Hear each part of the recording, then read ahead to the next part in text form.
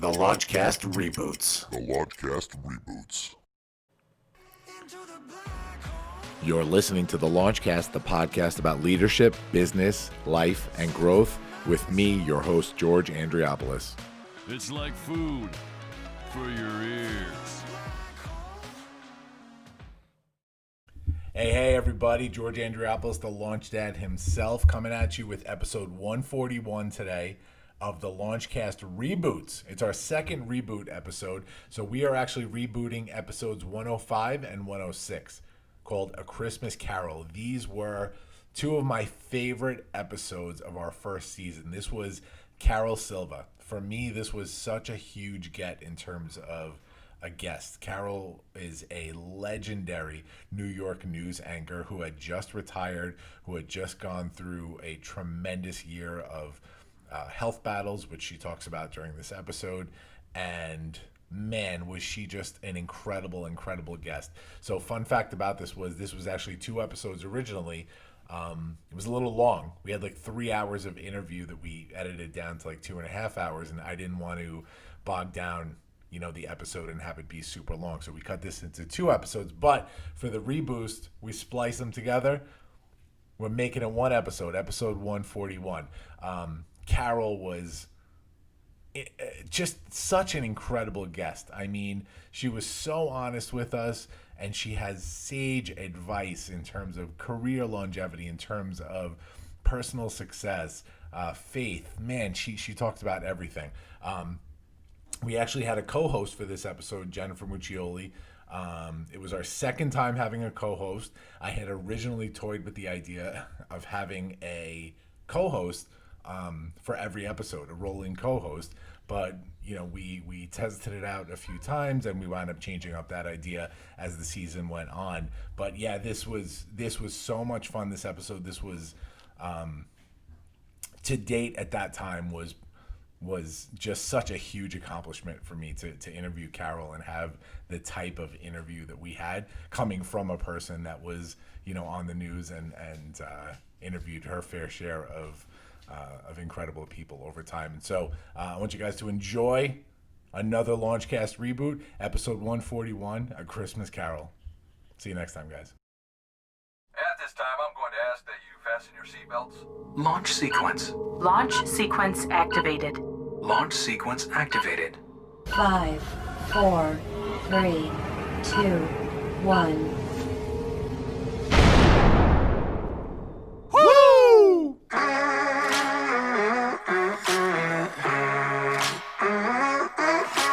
Hey, everybody. Welcome to the Launchcast. God, I love this music.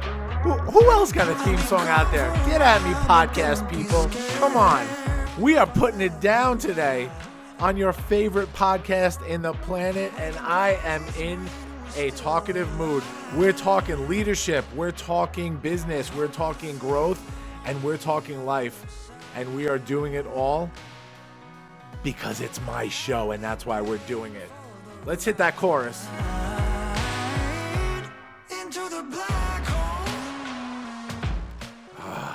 Love that song.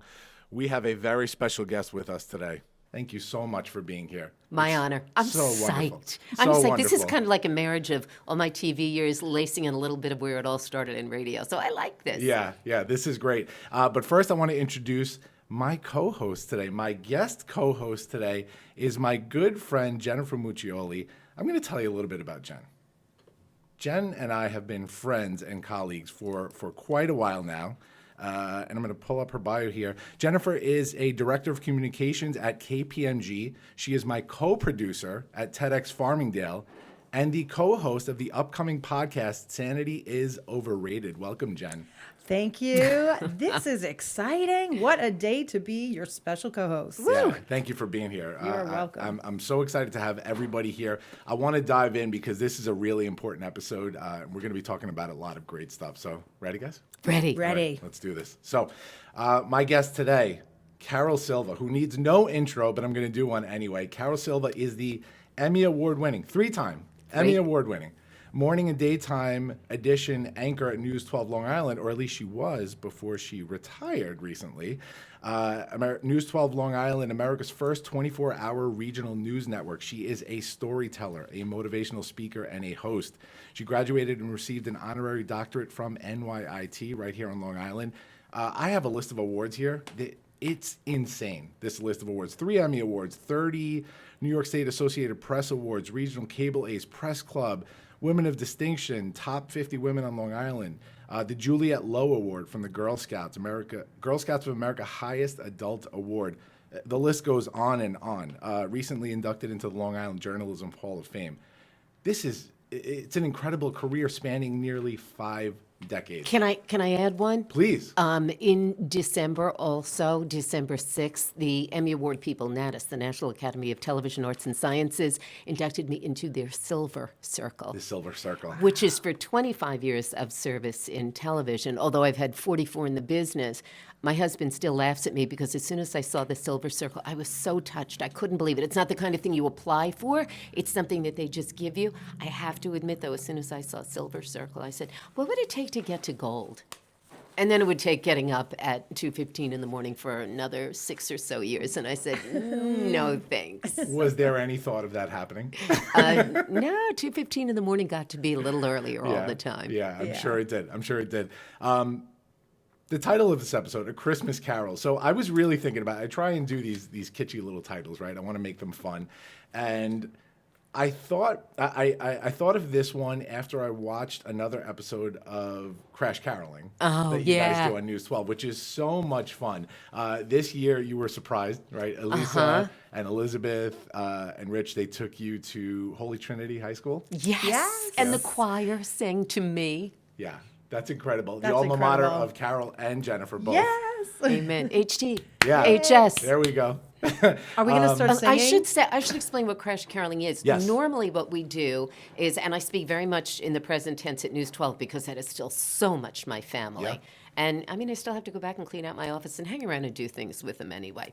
But it's where we find people who could really use some cheer. Yeah. And we've gone from the VA hospital in Northport to schools for special needs kids. One year, the Glen Cove Police Department wrote to us and said they'd like a visit. And we thought, you know what? For our men and women in blue, let's go do that. So we normally just go and we pound down the door. We come in and we start to sing, some of us better than others. Right. Erin Colton, notoriously bad. Elizabeth has a great voice, and the rest of us fall somewhere in between. And so that's what Crash Caroling is. But this year, they decided, because it was going to be my last formal year of Crash Caroling, that they would take me to places that would be special to me, including our alma mater, Jennifer Holy Trinity. Yes. Right. And you also visited the Northwell Monter Cancer Center, right? We did, the place where those doctors have saved my life. So if anything, if anybody, they deserved a real holiday cheer. They absolutely deserve it. How emotional was that for you? Describe to us what you felt like being Crash Caroled. I knew in advance that I was going to be Elizabeth's victim, essentially, her production victim. What I didn't know was that I hope Timmy's not listening. Timmy's 8 years old, her son. She took his little elf glasses and she taped them over, so I couldn't see anything. I didn't know where we were going. Brian G. Gillespie is our photographer, our feature photographer. He does all the special things in the morning that we do. And he's phenomenal, and he was kind of lying, I think. Okay, we're going to go left. Oh, look, we're on the highway. Oh, look. And I thought, because I was literally blindfolded the entire time. When I went to Holy Trinity, aside from almost tripping when I got out of the car because I couldn't see where I was, and my toe hit the curb as I got out, we parked illegally, Jennifer, right in front of the school. Were you not allowed to park? Where you're not allowed to park. That's where we parked. Okay. It felt so great. Okay. So and nobody great. said curb there. Watch that curb. No, none of that. But rule breakers. We were rule breakers. And when I went in and they just started singing, I mean, they're such a powerful art school also. So that was beautiful. Sure. And then when they took me to Monter to thank those doctors, how do you thank somebody for saving your life? Yeah. So exactly. emotional, phenomenal. It was a moment in life I'll never forget. Yeah. A spark moment. That's something that I talk about on this show a lot. So, along my journey as a thought leader, as just a man, a father, a husband, I've discovered these moments in life, right, that I like to call spark moments. And they're these moments that you look back on, and whether you're in the moment or not, you kind of realize Yeah, this is one of those mental snapshots. This is a moment that will be, for some reason or another, pivotal in my life. And some of them are those reflective moments like this one, and some of them are those moments where there's really a change that sparks, right? And we'll get to talk about that. So I want to jump right in and ask the first question that we ask of all our guests here. Carol, are you a leader? I am a leader, but I didn't start out to be a leader. It's interesting. I look back. My dad was in the military for 20 years. I grew up with a lot of other military families, never in military housing, not over in Mitchell Field back in the day, although we had the option, or in Uniondale, we had the option. My parents went for a Levitt House, the third level of military housing on Long Island. Right. So we lived in a Levitt House in Hicksville, backed into Stewart Avenue. Yep. I was 5 houses away from Holy Trinity, and we grew up there. And I describe it as being part of a tribe. 3 kids born in 3 years with my dad in the military, U.S. Naval Corpsman, 1st Marine Division, Okinawa, Iwo Jima, South Pacific for years and years. Saw the worst of the worst. Ended up at St. Albans Naval Hospital at one point. And my mom and her sisters were in the canteen, kind of like the USO. That's where they met. Wow. There. And they ended up getting married. They lived in St. Albans for the first year. We moved to Long Island. I was in Hicksville from the time that I was 13 months old. So the first thing that I learned was how to function in a tribe, how to do for other people. My dad is Mexican. His relatives are all in California, some in Mexico. In fact, his sister ended up moving back to Mexico. And so I grew up really with my Irish-American Fitzsimons family. I still have the Fitzsimons family reunion at my home every year, which is fabulous. So I grew up learning how to do for others. And somewhere along the way, I think that the morals and the ethics and the optimism of my parents was the thing that gave me the attitude that I had, certainly helped with the success that I've had, the career success that I've had. And I became a leader because other people started to watch what I was doing. And I never realized how much of a leader until this last year, until my retirement. When I look at the things that people said, by the way, retiring from News 12 and getting up at 2:15 in the morning, I've not retired from life by any stretch of the imagination. In fact, you're on my first stop on What's Next. Oh, I'm so This happy. is my How very honored. first stop We on are What's honored. Next. How well, this is kind of a honored. challenge. You know, okay, we're going to ask you anything about your life. Okay, I'm in. I'm ready. I'm and ready to that's- try this. That's really the funny thing about this. I do a lot of research when I do these interviews, and I'm still new at it, but I'm really enjoying diving into leadership, right, and what that means for a variety of people. We've had a musician. We had Mike Del Giudice from Who I Billy Joel's love. band. Yeah, unbelievable guy. We've had Trisha Brook, who's nominated, I think, almost nominated for 2 Academy Awards for documentaries, and award-winning director. We've had a first lieutenant from the U.S. Army last week. We had Matt Campo, the CEO of Ronald McDonald House, Long Island. And so we're getting a look into the minds of leadership in all these different industries. And what I love is when I do this research and I really dive back, because I wanted to go way back. I wanted to go back to Bond Lane in Hicksville. 43 Bond Lane, Hicksville. Yeah, I wanted to go back to Bond Lane and talk about, your parents and kind of see what about your childhood growing up shaped the leader that we see today. You mentioned your father, Mexican American, your mother, Irish American, and you described them as Ricky and Lucy. Yeah, they were like Ricky and Lucy when we were kids. I mean, my father played the Spanish classical guitar that we still have. It's a slightly smaller guitar. And he used to get up. There were pictures of my parents where my dad would be standing up and singing in the hotels. And he wasn't hired to do that. They would go. That was, the date back in the day. Yeah. Sure. And there he was with the, we just watched the movie The Two Popes. Bob and I did, my husband and I, 2 nights ago. Yeah. And the beginning and the end of it is Besame Mucho. Now, when you're a little kid, you sing songs, right? All kids sing songs. And Mary had we all sang Besame Mucho. Yeah. My cousin texted me. Kathleen said, "Oh my gosh, look at that, Besame Mucho in the beginning and the end." So, I started to answer the question before, and I didn't finish. What I learned from my parents was morals, and I learned to never quit. I learned to think about everybody else and just to keep going. I learned not to say a lot of negative things to myself. And then when I was at work, I worked as hard as I could, even when it didn't go well. And it didn't go well in each place along the way. And yet I ended up with 33 years 32 of them, the anchor desk at News 12 Long Island. I mean, that doesn't happen. Chuck Scarborough was sitting at the next table to me at the Silver Circle Awards in New York City. Sue Simmons came because David Ushery from NBC was being honored. With 33 years, and honestly, 33 years for a woman in front of a television, we used to say all the time, and it's still true to some degree, that the men were allowed to age gracefully and the women aged out. Yeah. You aged out. We You wanna got talk older about that. looking, you aged out. And so by working hard and keeping at it, and I think being moral, and I think growing, I think becoming a better person, that's what's made me a leader. I have heard from so many people, writers of mine.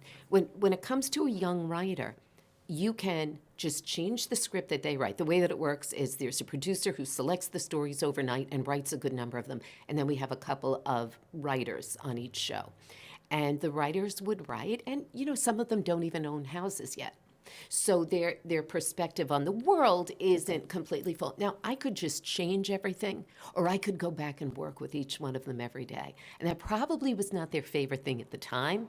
But it turns out Mike Fitzsimmons, who became the assistant news director at NBC, said to me one day, I wouldn't have gotten there without you. Jesse Masters is now working at CBS Network right now. He left within the past 6 months.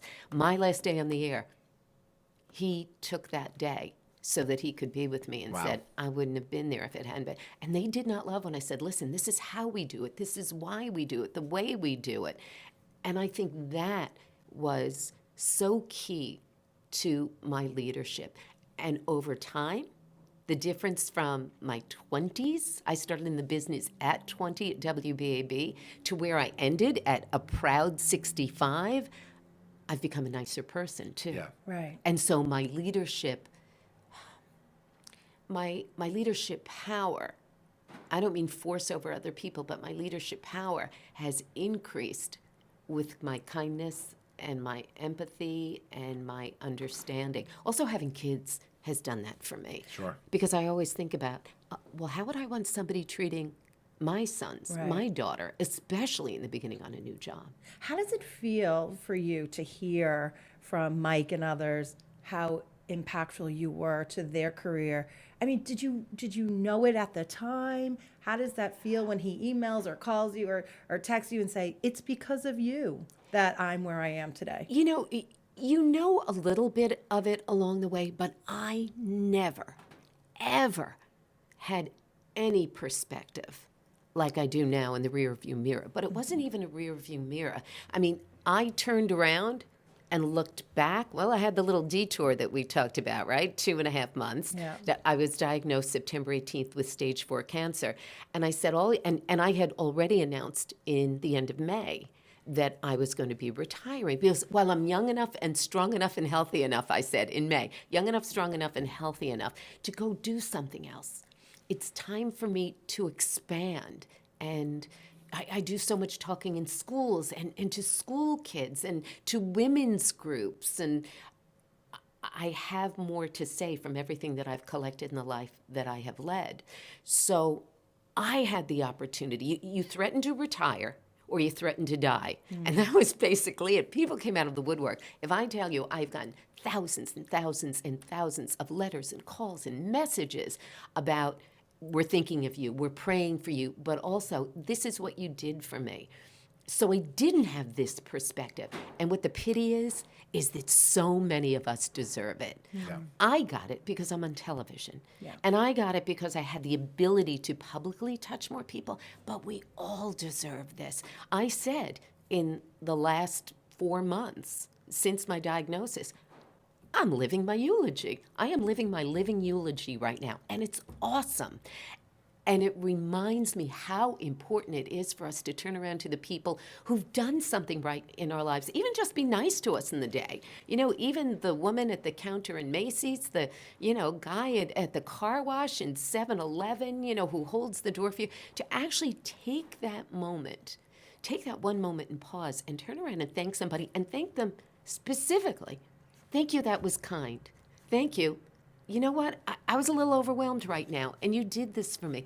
Thank them specifically. And every time you do that, it's like you plant a seed and you get back twice as much. Right. Yep. That's why my life and my heart and my soul have exploded. Yeah. And I think that reflection is so important in leadership, right? I think that this is something I've always struggled with, where when you get the accolades, you get people coming out of the woodworks and saying, you helped me, or you're doing a good job. It's tough for me now. And we talked about this a little bit before, the person that I used to be versus the person I am now, and that struggle of keeping that person at bay, making sure they don't come back.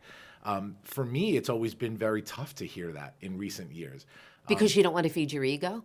You don't want you want to make sure that what you're doing is benevolent, right? You don't want to feed that ego. You want to make sure you're doing it for the right reasons. And look, in what I do, and not as much as you being a public figure, but I try and be a public figure out there. I'm trying to be a thought leader, and so I don't want people thinking I do this for the accolades. But when they do tell you, when you get that feedback and you're able to reflect on it, it's really helpful for the soul, just to know that you made that difference. And there's a place in the Bible where it talks about humility being honest. And that's the thing, when you can be honest. My son, love him, but he's a 25-year-old guy. And something will happen and his comment is, ego, Mom, ego. I mean, always, since he was a teenager, which is okay for the ego check. But I try to turn around and tell him, you know what? When I can be honest and hear that I've done well, it makes me stronger, and then I can do more. Sure. So I don't see it as feeding my ego. I believe that we are given the gifts that we're given, not so we can be the most popular kid in school, the best athlete, the best, the most good-looking, best-looking kid in school. That's not why we're given gifts. We're given gifts because we're supposed to use them. Mm-hmm. That's why. Because if you're the most popular kid in school, then you have the number one responsibility to find at least one kid a day, a week, even a month, and make sure that they have a place to sit at the lunch table. Make sure that they at least have somebody that they can talk to in the library when you're not supposed to be talking, but, ask for help. That we're given those gifts because we're supposed to use them for good. And so there are two parts for that. I fully accept that. I fully accept the thank you. Sometimes I'll even say to people, I've heard a lot, you've made a difference in my life. You really have helped. And I turn around and I say, do you mind if I ask you how? And it's not so that I can feel better. Good Lord, I don't know that I could feel any better about myself right now. But I want to know, what did I do that worked? I want to remember to do that again, or what was happening at that point in my life? Could I have done that better? Whatever it is, it's important to hear those things. And nobody has said to me, ego, Mom, except Shane in all of that, in that time. So I think it's important, and I think it's so valuable. And one of the mistakes in business, and especially in entertainment, is, and it may be an older management idea, let's not feed their egos because they're going to want more money.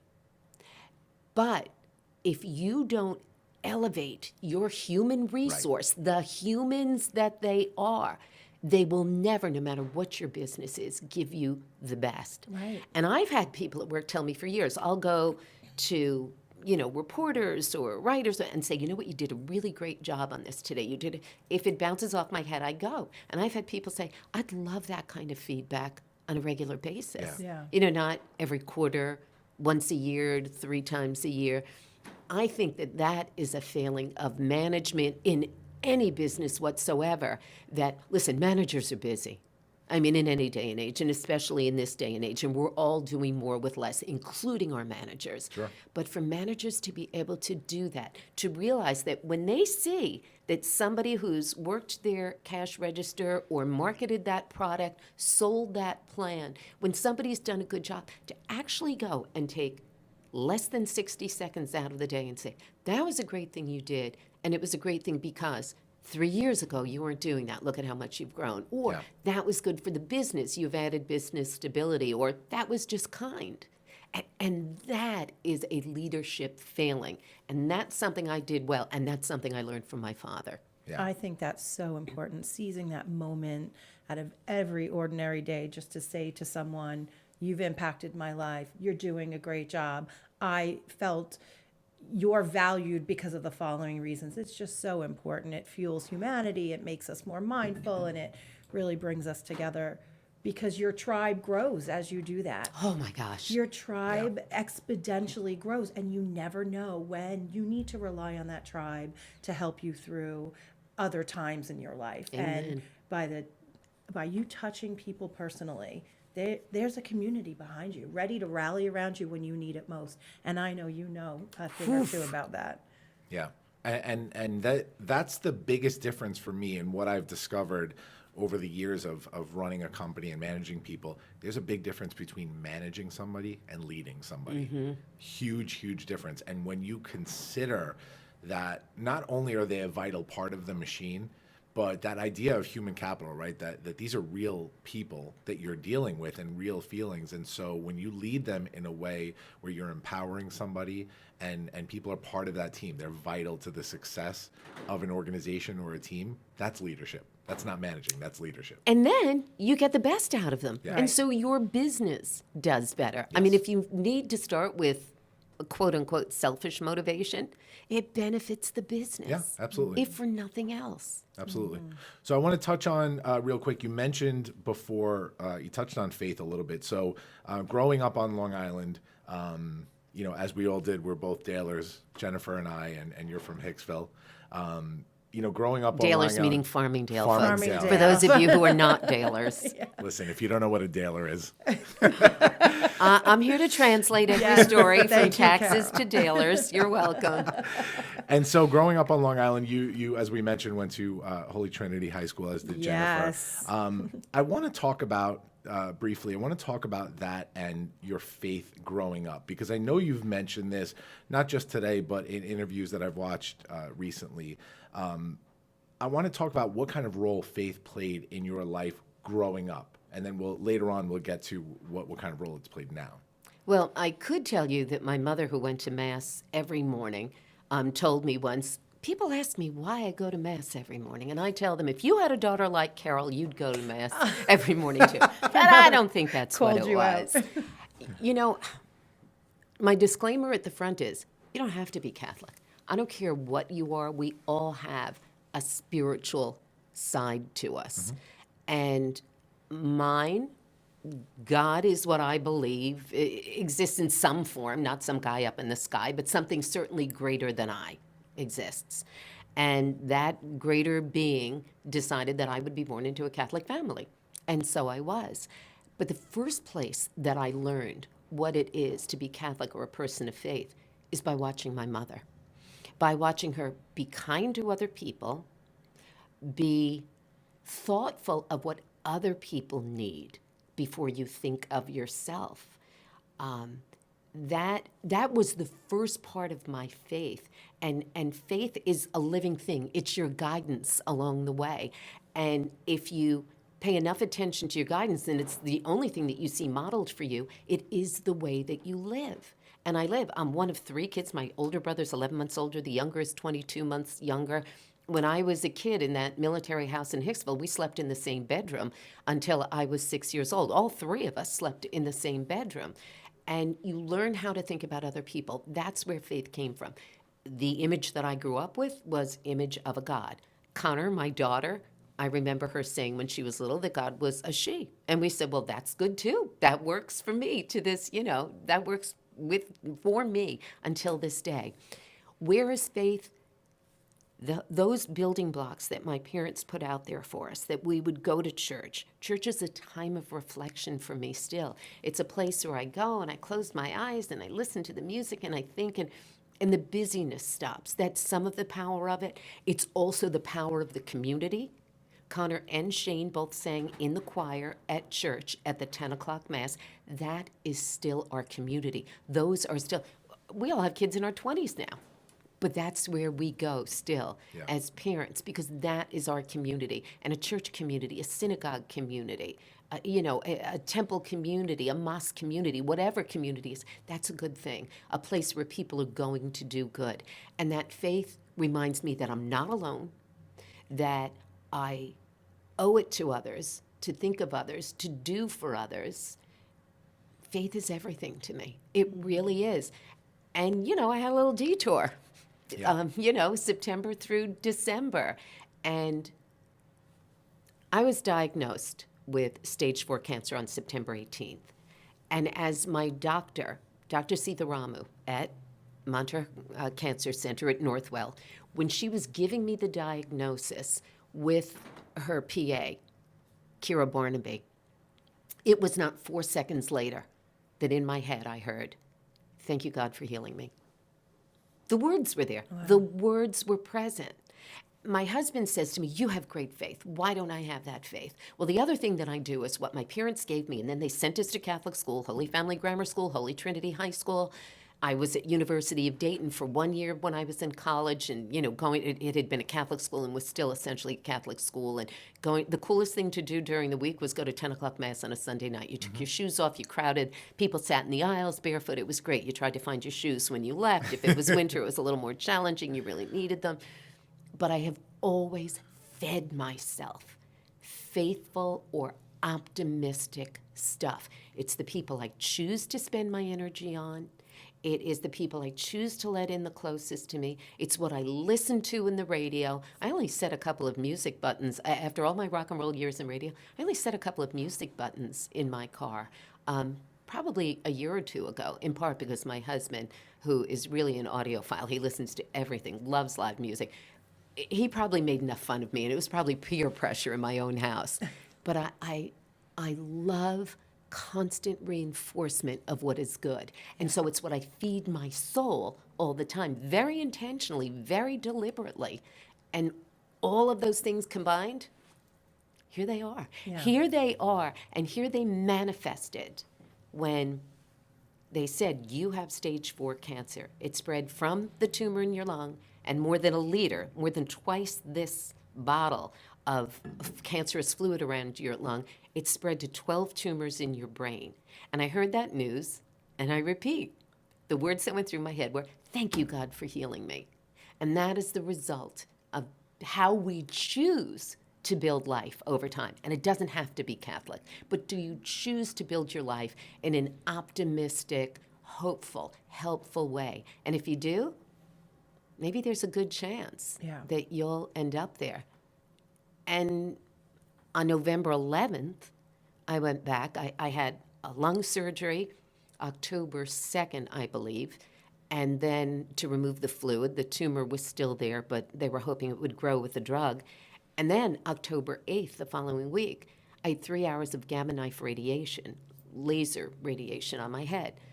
November 11th, one of the doctors told me, "I am looking at your MRI now of your brain, your CAT scan, your picture of your brain.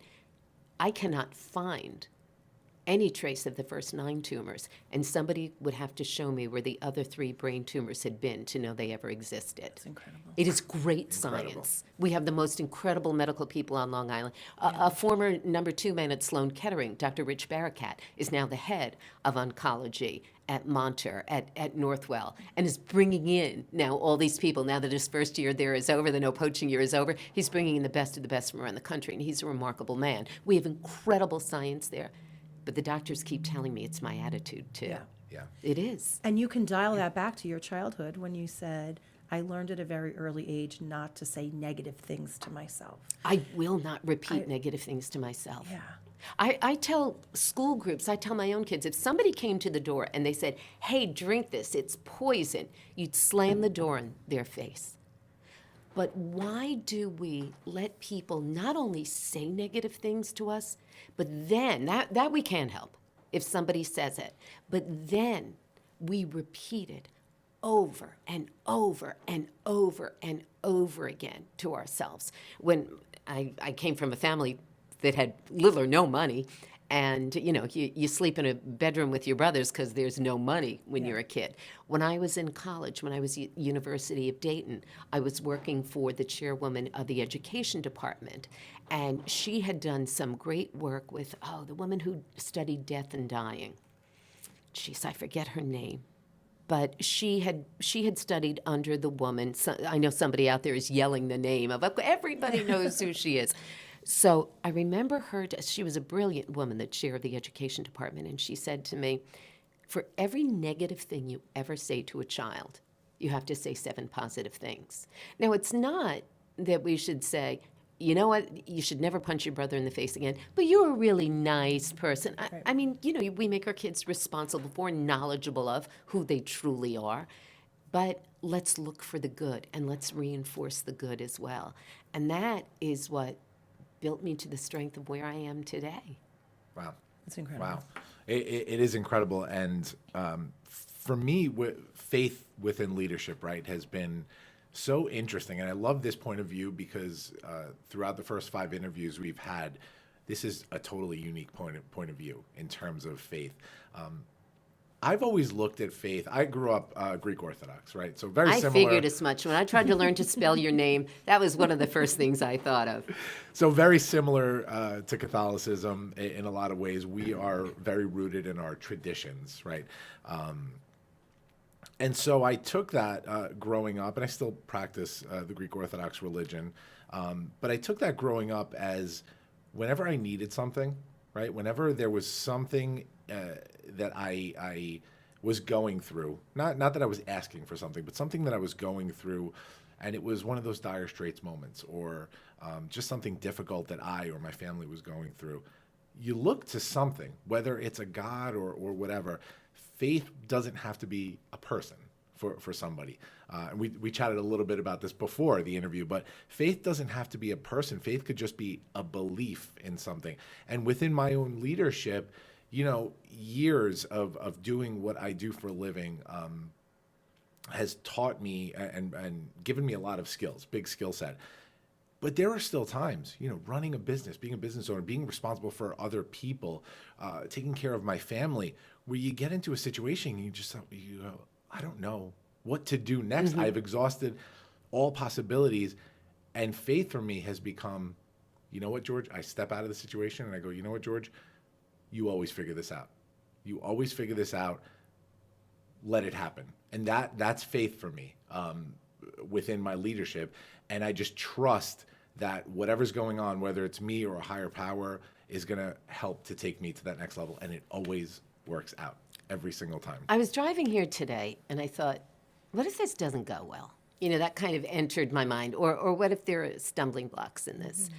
And I have come to the point because of my practice. Stephanie Rose, who works with us at News 12, is a yogi. She went to India to be trained as a yogi. I mean, this girl is serious. Yeah. Love her. She talks about her practice of yoga, and it's mind, spirit, meditation, big meditation. I'm not into the meditation yet. I have not even begun to master the meditation yet, but I have time now. Nonetheless, the practice for me has become so natural, and I have to say in particular in the last year, where I stopped when I was driving here today and I thought, what if I'm not doing a good job of this? You know, like I said, this is my first thing. This is my first step in what's next. What if I haven't done a good job? And I stopped and I thought for a minute and I just let God walk in, that God presence, that higher power presence walk in. And that included, you know you've got this. Yeah. You know we've got this. And that was it. Yeah. And I went, phew. And I think that if we all did that, instead of wearing our shoulders, you know, up high, we would all relax a lot more. Our shoulders would get, if we gave ourselves that second to pause, to ask whatever higher power, if it's just your past experience, times I've done well, things that have worked out before, it makes all the difference in the world. And then you can do the big exhale. Yeah. Absolutely. Yeah. Absolutely. So I want to pause for a minute here to point out something. You mentioned your husband a couple of times. Bob Riley. Yes. Hi, posted. Bob. Hi, honey. My wife Carol is perfect. Oh. Wait, next one. I'm not kidding, not in capital letters, and a heart eye emoji. Ooh. Aw, honey, that's really sweet. Just remember that because we're going to take a screenshot of that. And I'm going to bring that home. That's fabulous, He's Bob. a good man and a great soul. He really is a great man and a great soul.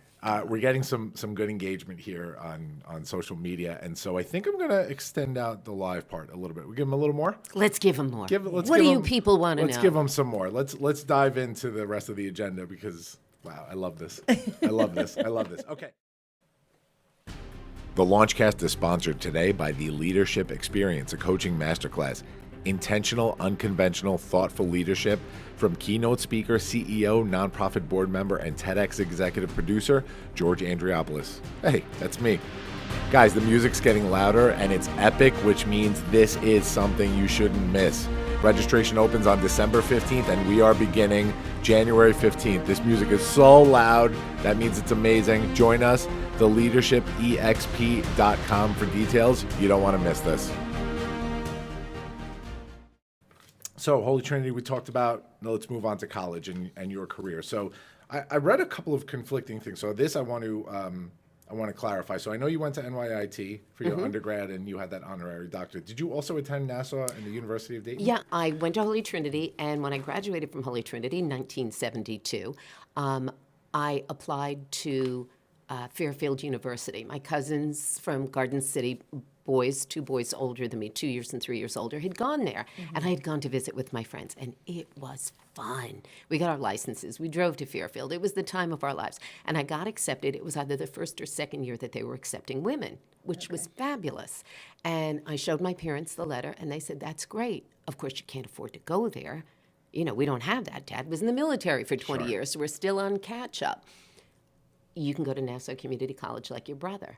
And it wasn't like it is today, where we all just say, well, let's just add to that student debt. In so many ways, my stumbling blocks have become my stepping stones. So I went to Nassau Community College for 2 years. I did kickline for Holy Trinity. I did kickline in Nassau Community College, so it was kind of my entrance to a great part of the student body there. It was so much fun. I learned a lot. I would say my two best college teachers, the ones who I remember most, two of the three, were Bernie Katz. I took 3 of his 4 psychology courses. He was amazing. He's a therapist, or I guess a psychologist from Plainview. And he was amazing. The first day he walked into class, and he's talking to a bunch of 18, 19-year-old kids, and he said, you know what? You're crazy. You're crazy. You're crazy. And he looked at all of us, and he said, we all have our crazies. And that's how he started. And I thought, I love this guy. So I took him 3 out of my 4 semesters. Joe Dondero. Joe taught, he was a phys ed and health teacher, and Joe taught that very controversial course, which was supposed to teach people who are 18, 19, 20 years old about their sexuality, about safe sex, and it was very controversial. You know, we weren't supposed to talk about that then. Right. But Joe was bold, and he did, and he was amazing. So I went to Nassau for 2 years. Then I was trying to decide where to go when it came to the next 2 years. And my mom was pretty smart. She never had the ability to go to college, but she was so bright. And she said, let's not talk about what you want to do because you probably don't know. Let's talk about what you like. And I said, I love people. My kindergarten report card says she loves to talk. So I love to talk. I love to write. And she said, oh, maybe you should be an attorney like Uncle Jim, my godfather. And I said, I don't think so, because Uncle Jim talks a lot about all the solitary time that he spends with books, and that would make me crazy. So I decided that I would go into public relations. There were not a lot of women in radio, and certainly not in television at the time. You know, there was Barbara Walters, but there were not a lot. So I applied to University of Dayton in Ohio, because one of my best friends from high school had ended up there, and I thought, well, I could have fun there. And I applied to New York Institute of Technology as a backup because I did want to go away. Got accepted to Dayton. I went August. We spent 9 days out there having a lot of fun. We were living in the same house together, Joanne and I. And I went to register 2 days before classes started. And they said, oh, you have to be here for 3 years. And I said, no, I don't. You took all my credits except my 2 gym credits from Nassau. And they said, no, you're missing microeconomics, macroeconomics. Oh, boy. And I said, I can't do this. And I called New York Tech, and I said, do you still have my spot and my scholarship? And they said, yes. And I packed up my car and I drove home. Oh, wow. I was heartbroken. And so I did the first semester of my junior year at New York Tech. And that's where I had to, as a public relations major in the communications department, I had to take Radio 101, Television 101, Communications Law, all these writing courses. My Radio 101 course was taught by my 3rd favorite college teacher, Neil Martin. And Neil was a disc jockey at WBAB in Babylon. Our final project was a 15-minute radio show. You had to know how to engineer the board. You had to know the law behind it, public service announcements, commercials, and you had to write and deliver a 5-minute newscast in that. That was my final project. He used to tell me all the time, you're so good, you're so good. Well, New York Tech was 92% men, 8% women at the time. So any woman was good. I mean, we just were good because we weren't the guys. Sure. Right. And what he didn't tell me was he took my final project to WBAB in Babylon when I was 20 years old, and they offered me a job. Oh, incredible. Wow. And I was waitressing at a place called the Salty Dog, and I said, no thanks, I'm making a whole lot of money. I don't need, to do that kind of work. And they said, we're talking about doing on-air work, news. Yeah. And this is December of my junior year. So Wow. now I've been rejected by Dayton. I've come back home. I've done this year here. And I said, I'll take the job. And then I thought, nope, I need to go away. And University of Dayton contacted me and said, we screwed up. We put you in the School of Business. You were never supposed to take all those economics and math courses. Oh, wow. Yeah, which was an oh wow to me because those were not my strengths. Whoa. So I decided to go back there. So I ended up in Dayton the second half of my junior year So you turned down the job at BAB. in December, and You I went out packed to up, Ohio, Back to Ohio, take two. had a great time, moved back into that house, had a fabulous time, and I couldn't get on to the radio station. I thought, oh, and I'm going to get on the radio station there because somebody in New York wants me. And those Wow. positions were filled. And so I ended up at the end of the school year coming back and contacting somebody at BAB and saying, listen, if you still have that little part-time job, I'll take it. And they said, we have it because we haven't found anybody to work for, $2 an hour or whatever, who has the voice and has the caliber that you do. And so I took it, and I never went back to Dayton to get my trunk full of sheets and butterfly towels. Oh, jeez. But it was an incredible stumbling block that became one of the greatest stepping stones of my life. Wow. Wow. So did the internship at BAB begin once you returned back, or was that the original? It wasn't when an you were 20? internship. It wasn't an internship. It was part-time news. Okay. Oh, it wasn't an internship. They offered me a job doing weekend news at WBAB, and 2 afternoons a week I did some of their public service stuff Wow. Wow. over there Wow, that's on the incredible. weekend. It was amazing. I mean, for me to be working in the business at the age of 20 on air, and then senior year, I stayed in New York. I stayed on Long Island. I was living with my parents, and I went back to New York Institute of Technology. Wow. And I finished there. Wow, incredible. And so when did you move to WLIR? I went from WBAB, which had a very small news department. It was me, a part-time fellow named Sean Burke. Wow, that was a reach. And Joel Martin was the news director. But it was rock and roll radio. I knew there were limits to what we were doing. And back in the days before News 12, before there was this hyper-local, we're going to be your newspaper but on television or in radio, there were a couple of Long Island radio stations that did that job. WGBB in Merrick, WGSM in Huntington. You used to see their call letters on the building right at Route 110 in the Northern State Parkway. There's a building on the north That's side. right. That's WGSM, WCTO. And then WALK in Patchogue. Yep. And I knew that I needed to learn more. And so I reached out to WGBB. And the news director there was Ed Grilly. And I brought him my audition tape.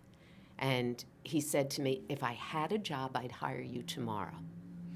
And I said, that's great. And that gave me license about once every 6 weeks. Not enough to be annoying, but I would call him about once every 6 weeks.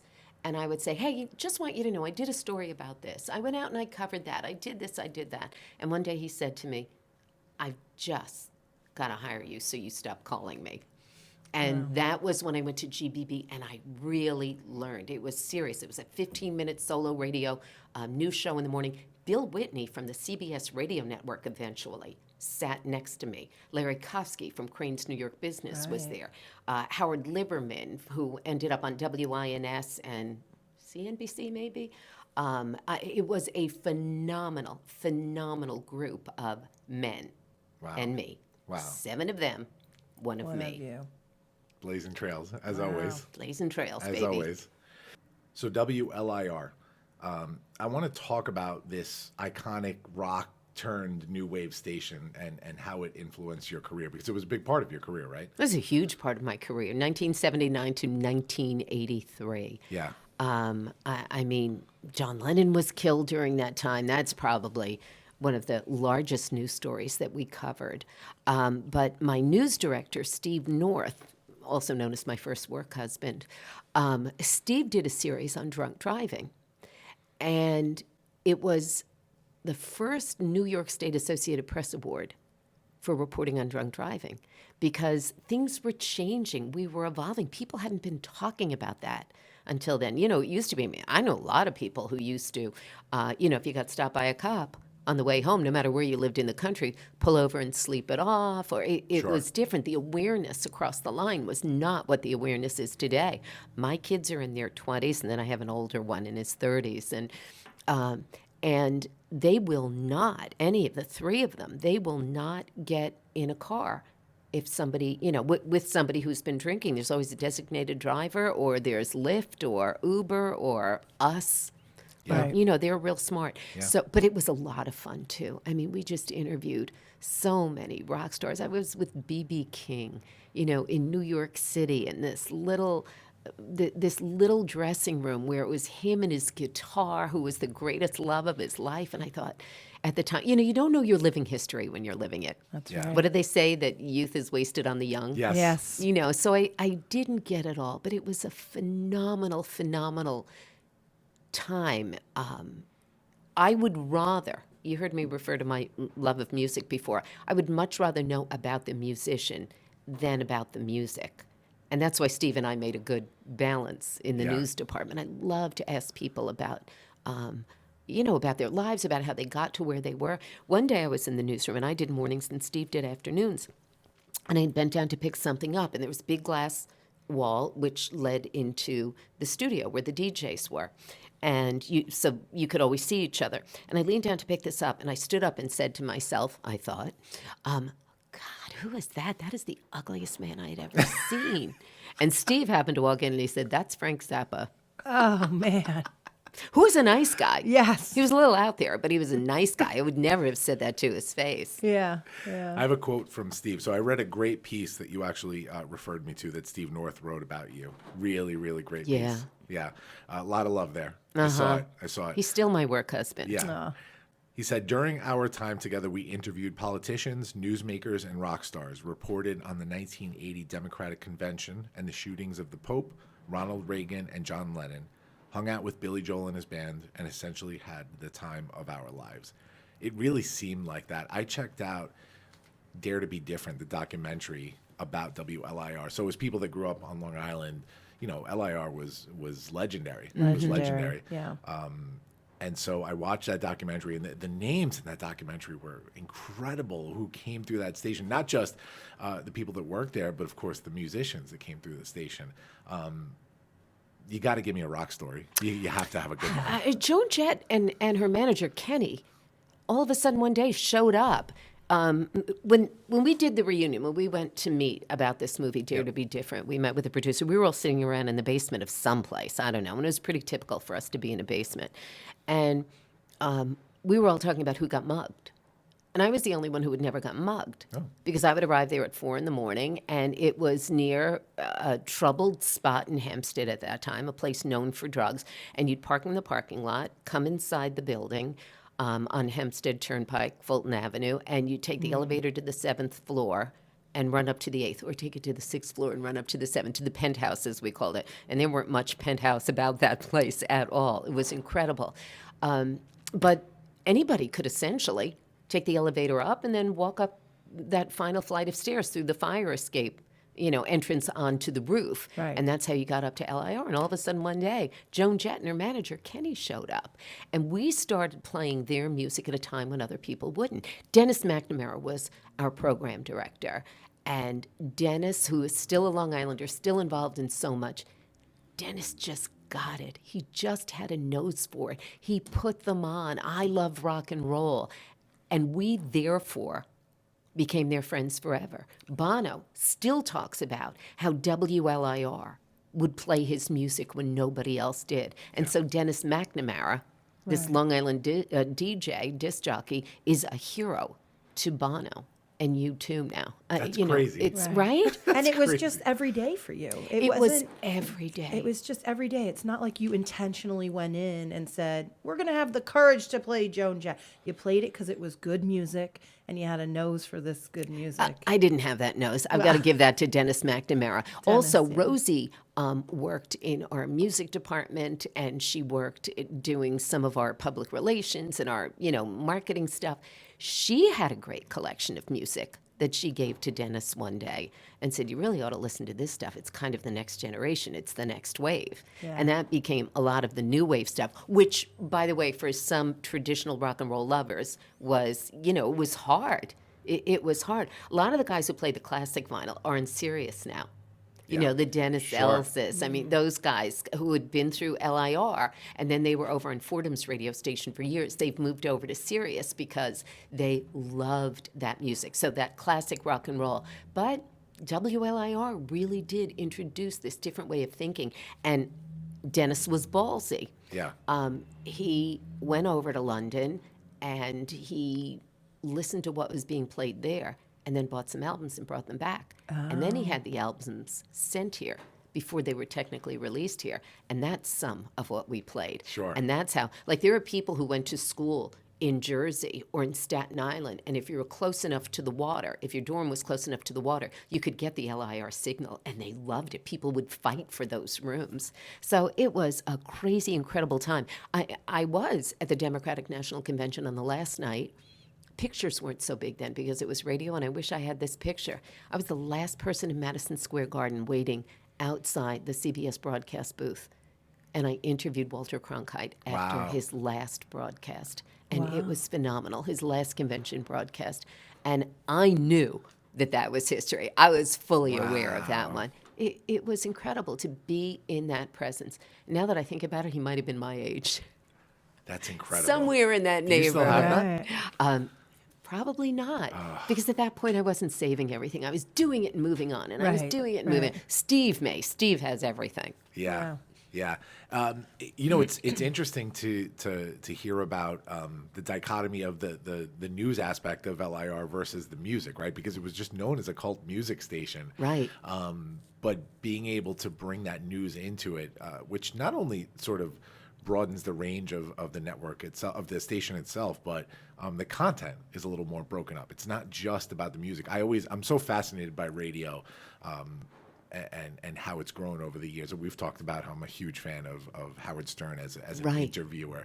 And I always hear his stories about radio back in the 70s and 80s and how he would just jump from station to station. And it was always like, it was a formula. It was just, hey, I just want to make $250 a week, and it's just get on there, play records, shut your mouth, that's it. Mm-hmm. But he always tried to make it interesting. He always tried to bring new content into it.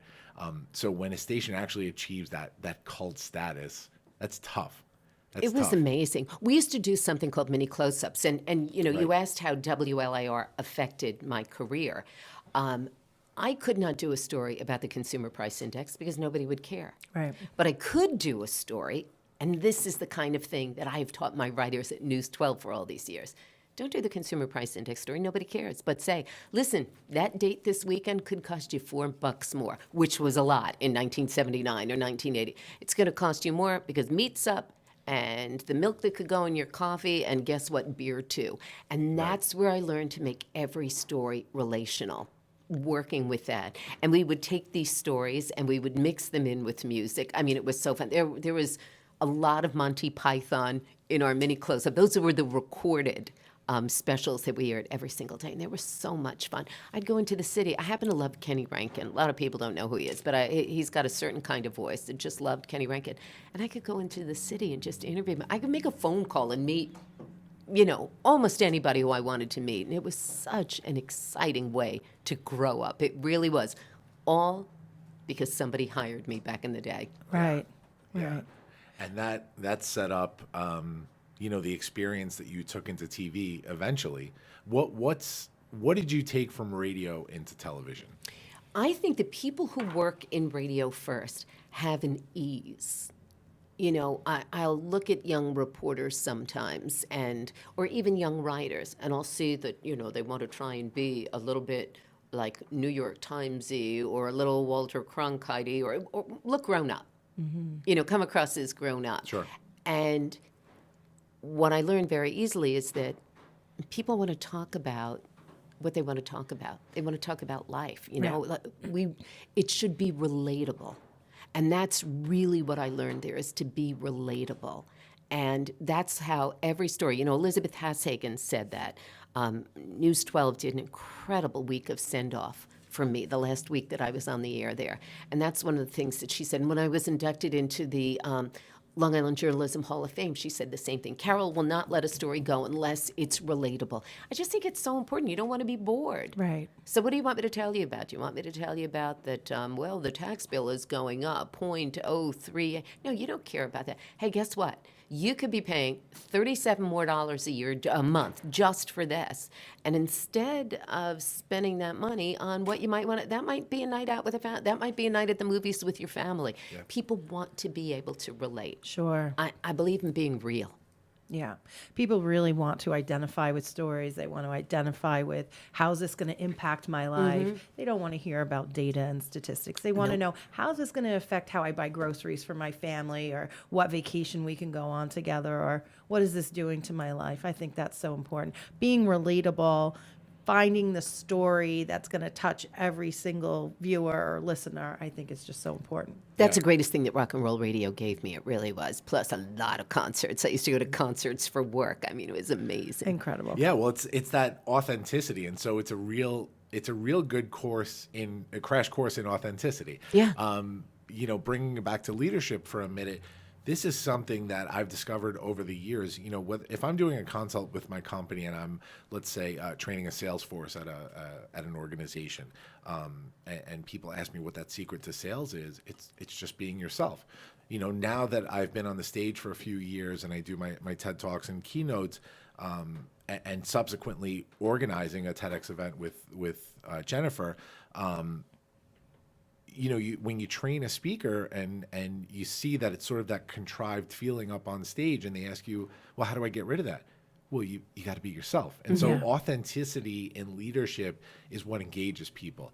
People are not stupid. They know, even if they don't know you, they know the second you start talking who the real you is. Right. Right? And when you don't sound like you and you're trying to sound like somebody else, whether it's on a stage, on the radio, or on TV, they get it. Yep. You know, they see it.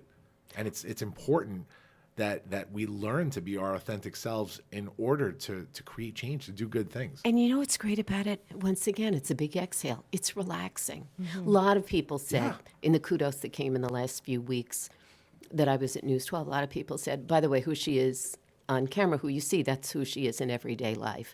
But, you know, you don't have to turn it on. And you don't have to turn it off. And I think it makes you a better you. That's the beauty of it. You know, it really does. It makes you a better person. So it works from both sides. It doesn't just make you a better anchor, a better salesperson. It makes you also a better you, a better person. And that's easy. I agree. It can be exhausting trying to be somebody else. Yep. It could just be physically exhausting. I would never be able to hold up two personas. What you get is what you get through and through. And I think that's what people really see. What did I say when I came back in here from your bathroom just now? We took a quick break and I said, oh, by the way, you don't have any more rolls of toilet paper in there. Because it's real. Right. Because it's all it's family real. here. There you go. But it's all family everywhere if you let it be. Yes, absolutely. The Launchcast is sponsored today by the Leadership Experience, a coaching masterclass. Intentional, unconventional, thoughtful leadership from keynote speaker, CEO, nonprofit board member, and TEDx executive producer, George Andriopoulos. Hey, that's me. Guys, the music's getting louder, which either means that this is a can't-miss epic course or that Fabrizio fell asleep at the controls again. This music is so damn loud, and that means it's going to be amazing, and that Fabrizio's pay is definitely getting docked this week. Join us, the Leadership EXP, for details. You don't want to miss this. 12 years in radio, right? Yeah, I would say I started in 1975 and I moved over to television. I might even be a little more. There was some overlap. And I moved over to television in March of 1987. 87. Well, I was in TV before that, though, really, starting in Chuck Dolan is a genius. Charles Dolan, who started Cablevision. Oh, my gosh, a phenomenal person. And one of the things that he started, besides cable television, was he started something called Studio 14, because imagine having 37 channels to choose from at night. Who will ever be able to decide what to watch? And he put together this on-camera channel, Channel 14, we called it Studio 14, and we got on the air and we talked about what's on, what channel at what time, and we would help plot out your month. If you watch this movie on the movie channel tonight, then on home box office tomorrow, you can watch this, and you can, it was all done. Oh my God, I remember I this now. remember this. Channel Well, that was 14? me. That was Channel me. 14 was the guy. Channel 14. Channel 14 was the That- guide. We're having a moment, George. That was it. You're having an aha moment, and that was me. That was Yeah. back when the I don't even want to call them remote controls, the clickers. Do you remember the brown The box? brown It was a brown boxes. box, and it had 3 buses. It had a top level Yeah. from left to right, a middle level, and a bottom level, and it was wired to your television. And if somebody ran through the room, you'd say, "Don't trip on that! Don't trip on that!" And that was the year we moved to Long Island from Flushing, 1987. Oh, boy. Yeah. There you go. Yeah. And I started working there in 1983. Okay. Yeah, there was 1983. right. And so 1987, you start as a field reporter for 6 days. Can I take you back? Sure. Okay. So I'm working in radio. Uh-huh. Now I'm working at Cablevision at Studio 14 with Ray White, one of the WLIR disc jockeys, and a woman named Carolyn Russell. Carolyn was a Palmolive girl. She had been an advertiser, and she was an actress. In fact, one day we were doing a promo, and we never worked together in the studio at Studio 14 at the same time. We would take different nights that we'd work. And we're doing a promo for it that it was going to run on other cable channels to tell everybody, come to us on 14. We'll sort out your month. You'll never get lost with us at your helm, at your television helm. And Ray White, who I knew from LIR and who I knew from when we weren't on the air, Ray White said what he had to say. And then I said what I had to say. And then Carolyn Russell, who I'd never been in the studio with, and she was a sweet girl, but Carolyn Russell did her thing. And all of a sudden I realized that that voice that she used on the air was the exact same voice that she had used when she said hello. And I started laughing so hard because she was that Palmolive girl Yeah. person really across the spectrum. And it was so hysterical that somebody actually submitted the video of us trying to shoot that promo to America's Funniest Home Videos. And for years, I got royalties on that. Wow. Because I totally could not hold it together. Wow. So anyway, here I am. I'm working at Studio 14, and I find out this Chuck is going to start the next great thing, Chuck Dolan. And he believes that 24-hour regional news network is the way to go. And so he creates News 12 Long Island. And there were critics who said, you'll never fill 24 hours. Are you kidding? Now, already Ted Turner was doing it with CNN, but you're not going to do it with something hyper-local. But we realized the best news is the news that's closest to home, right? All news is local if you do it the right way. So I auditioned in 1986 for News 12, which was going to start in December of 1986. I was brought in on Labor Day to audition. The news director, John, I thought, oh, this guy must love me. He's bringing me in on Labor Day. Definitely, I've got the job. I didn't get the job, but I continued to work in the building with those people in December as they started on the air. And that was kind of a kick in the pants. I was Sure. working in radio. I was the only full-time woman anchor on radio at that point. I really knew the stuff, and I hadn't gotten the job. And it was doubt, and it was disappointment and frustration. And I just shared the same ladies' room with the ladies there. And one of my former interns from WLIR had gotten a weekend anchor job there. And I hadn't even gotten a reporter's job there, which is less airtime. And then in February, the Nassau County Bar Association, because I had a pretty good reputation, invited me to be on a panel. And it was going to be 3 attorneys against 3 journalists. And we were going to talk about whether cameras and microphones belonged in the courtroom. So here we are. It's March, it's 1987. I didn't know anything about law. So I spent a couple of weeks in the law library.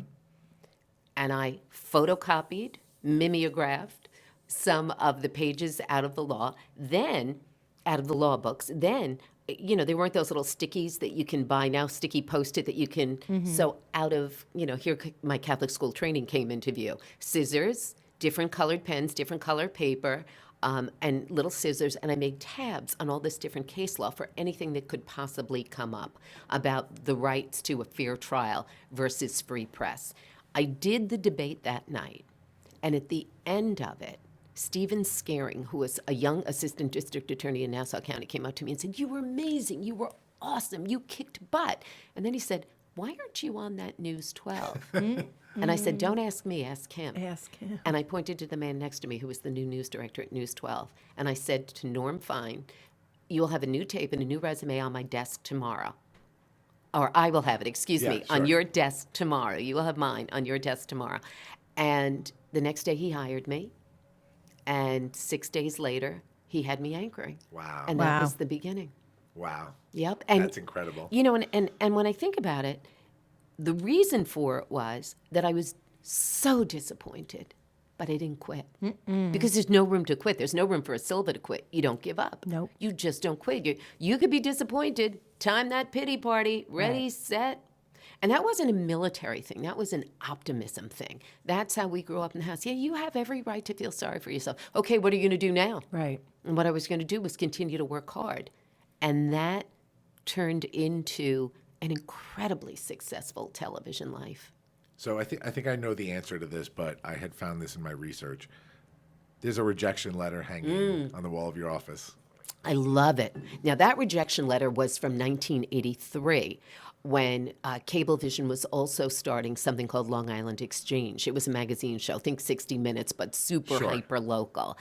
And I love that letter because it always reminds me that somebody's rejection of me does not mean the end of me. Yeah. And I keep it in the lucite frame that I put it in back then as a reminder. I don't know that I would call it inspiration, but as a reminder. And the frame is cracked in the front and it's pushed in. You know, it's those old lucite things where the cardboard fits in the back and you could, you know, kind of unfurl, kind of crack out the stand for it to lean it back. And it's broken in the back, and that's where it belongs. It belongs broken and original to remind me that you just keep going when there's disappointment. Yeah. You've got to move forward. You do. I sometimes would take that to school talks with me, that and my first Emmy Award, and say, people are going to tell you no all the time. You decide what no means to your life. Yeah, that's great. That's great, Carol. Now, I was younger at the time, but I was a TV head, so I think I understood the landscape of television at the time. And looking back now at you know, historical records of how things worked back then, it's crazy to me how this thing succeeded. This News 12, this idea of News 12, and you really helped pioneer as the face, right? Because there's the organization, and then there are the faces that are out there. You helped pioneer the idea behind hyperlocal news, like 24-hour local coverage. How is that even possible? Especially when you think about the times. There was no internet. Right. You know, there was no you think about how much information is exchanged now on a minute-to-minute basis versus back then on a day-to-day basis, right? That didn't exist. And so how did that work, right? Like, how did that what are your feelings on why that was successful? And for my real question is not only as a broadcaster answering this question, but as a woman, I want you to answer that question. There's so many pieces to that. First of all, Chuck Dolan is a genius. Yeah. He knew what people wanted. When he created, you know, when he wired the first buildings in Manhattan, said, we can get you better television reception. We'll wire them. We'll call it cable. But I know you won't just buy that.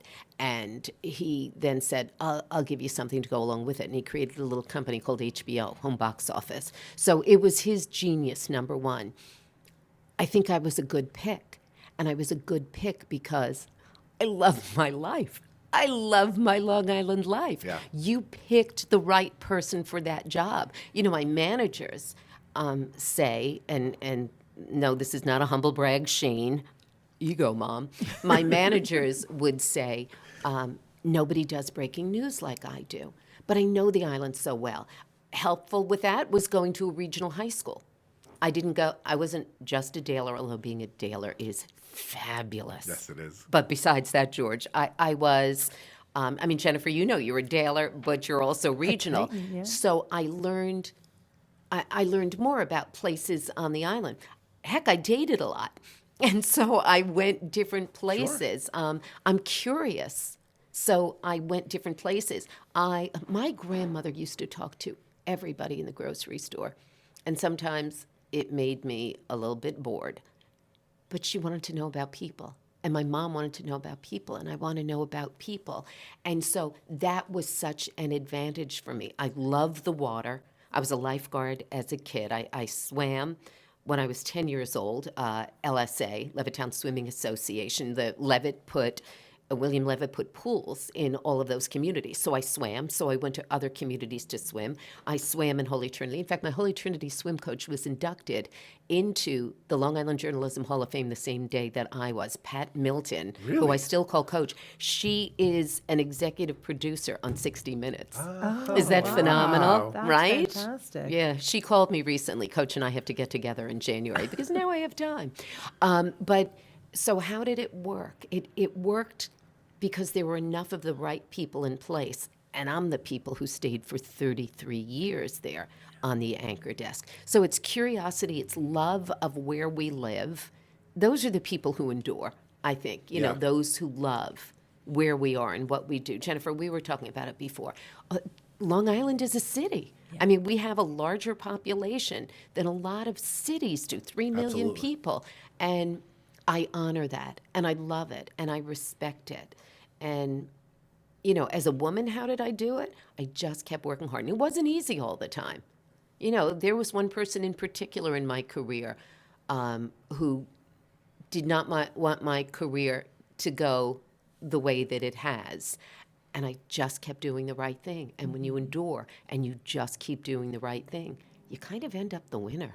Yeah. Yeah.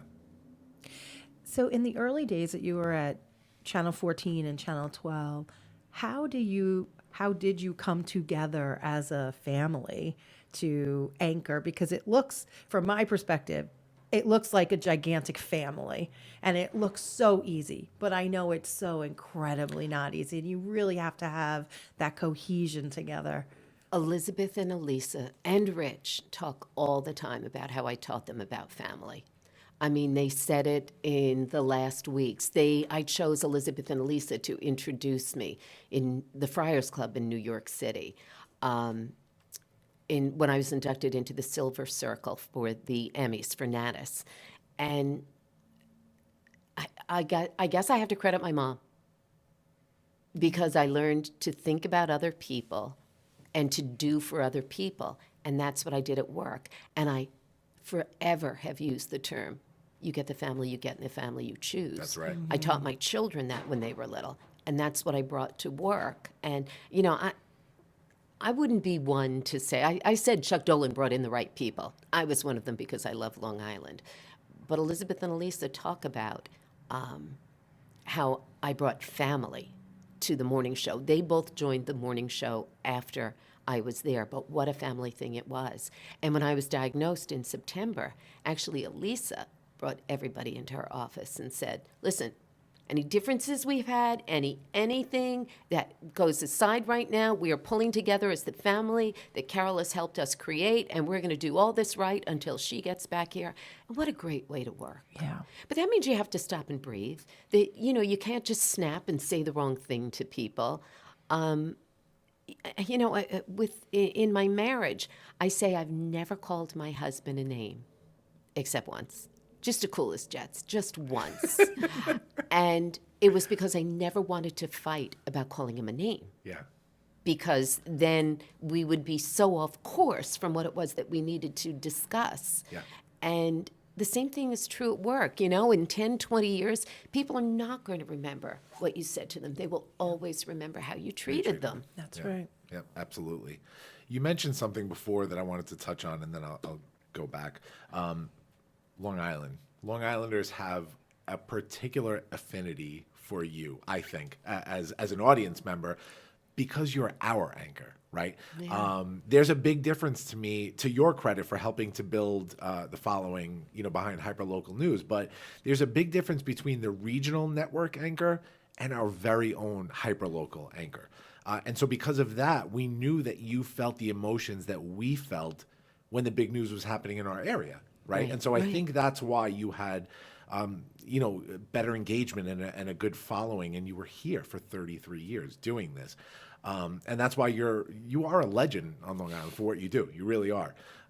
You took the ride with us as a leader. You know, you're one of the ones that not only tell the story, but you're a part of the story. And so I think that's really important. So being that we're talking about Long Island and New York, there are two stories that hit home to me as a New Yorker that I want to talk about, and I'm fascinated with broadcasting, both radio and TV, in this respect.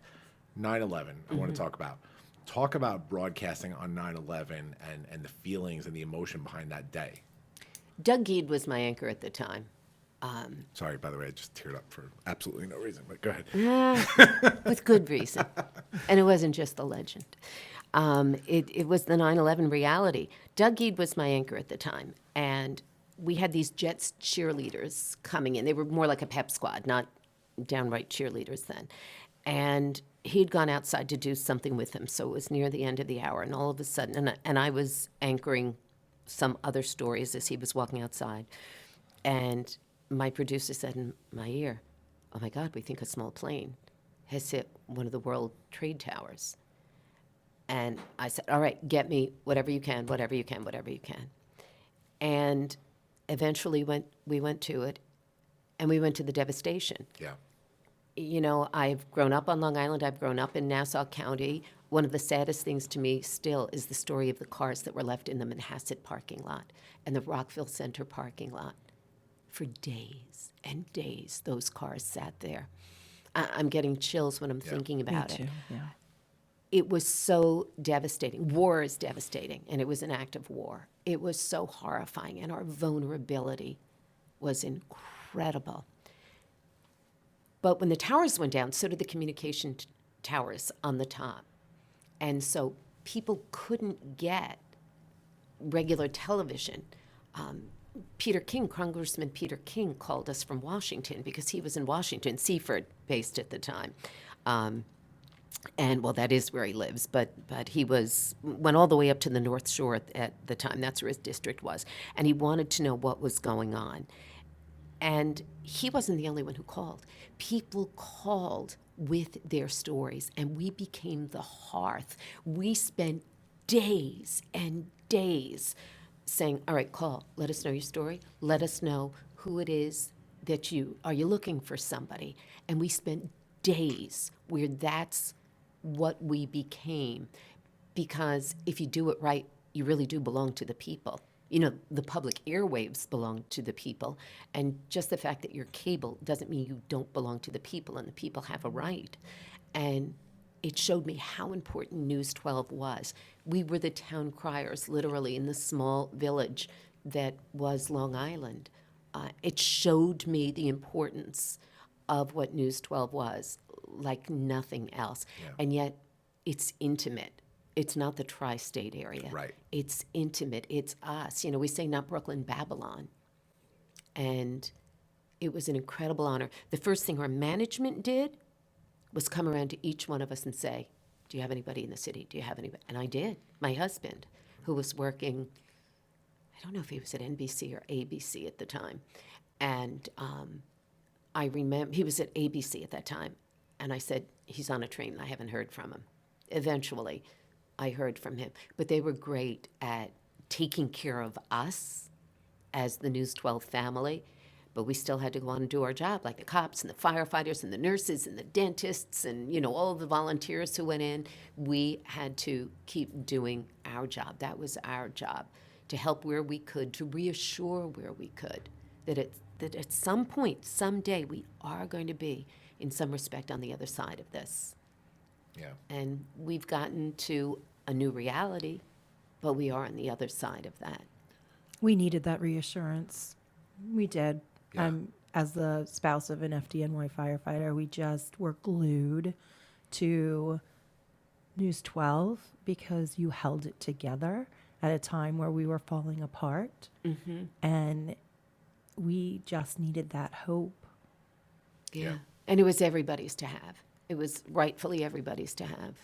I remember at the time, the two things really stuck out of me at the time. One was just that feeling of going from one day where, and I was still in college at the time, so I didn't really know much about the world yet, but I do know the difference between the day before and the day after, and then the feeling of unity that came, right? Which was a really comforting feeling.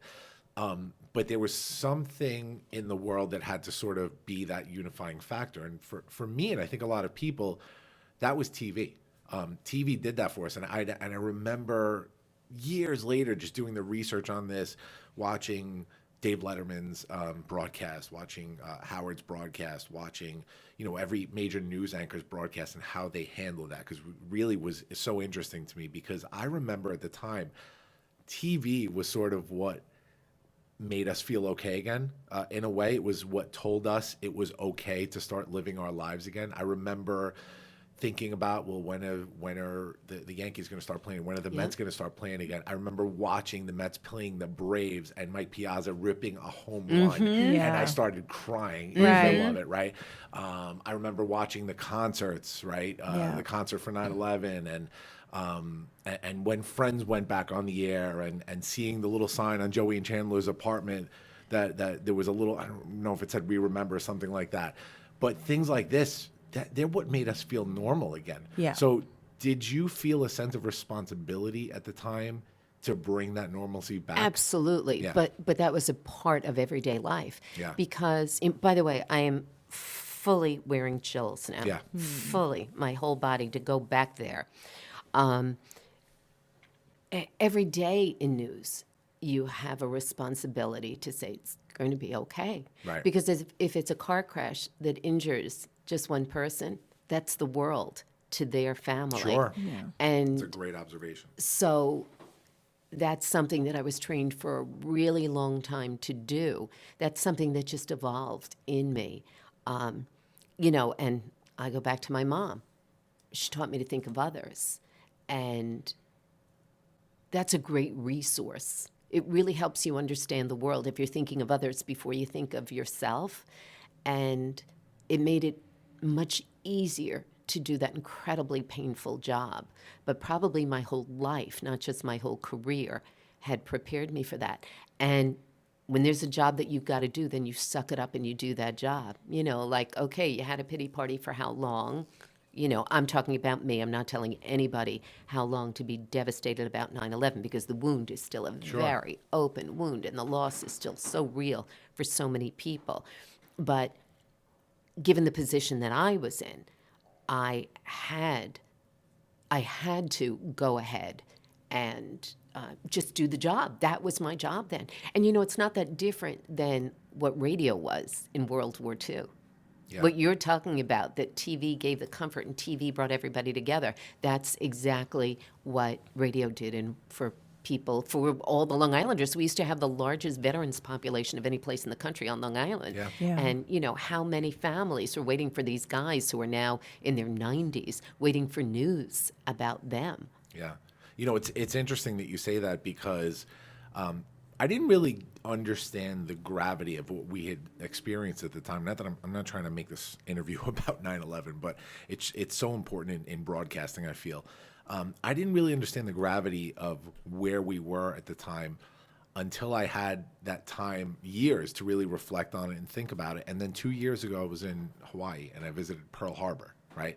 And have you ever been there, Jennifer? I I have. have not. you ever- No. I've been there. And so it's a really heavy feeling when you go out there and you take the little pontoon onto, right outside of the ship that's sunk in there, and it's the most insane feeling. You really understand the vibe, and you hear the stories of people that were jumping out of the burning boats into the burning water, and you think, well, I remember when people were in a flaming building jumping out of the 40th story, and I remember walking away from that having a whole new respect for Pearl Harbor, but then having a whole new respect for 9/11, thinking we went through that. We experienced something, not to compare the two, but we experienced a really major piece of American history that was super traumatic. I mean, on that level, and it really made the whole thing just so much heavier for me. When I went to Pearl Harbor, I remember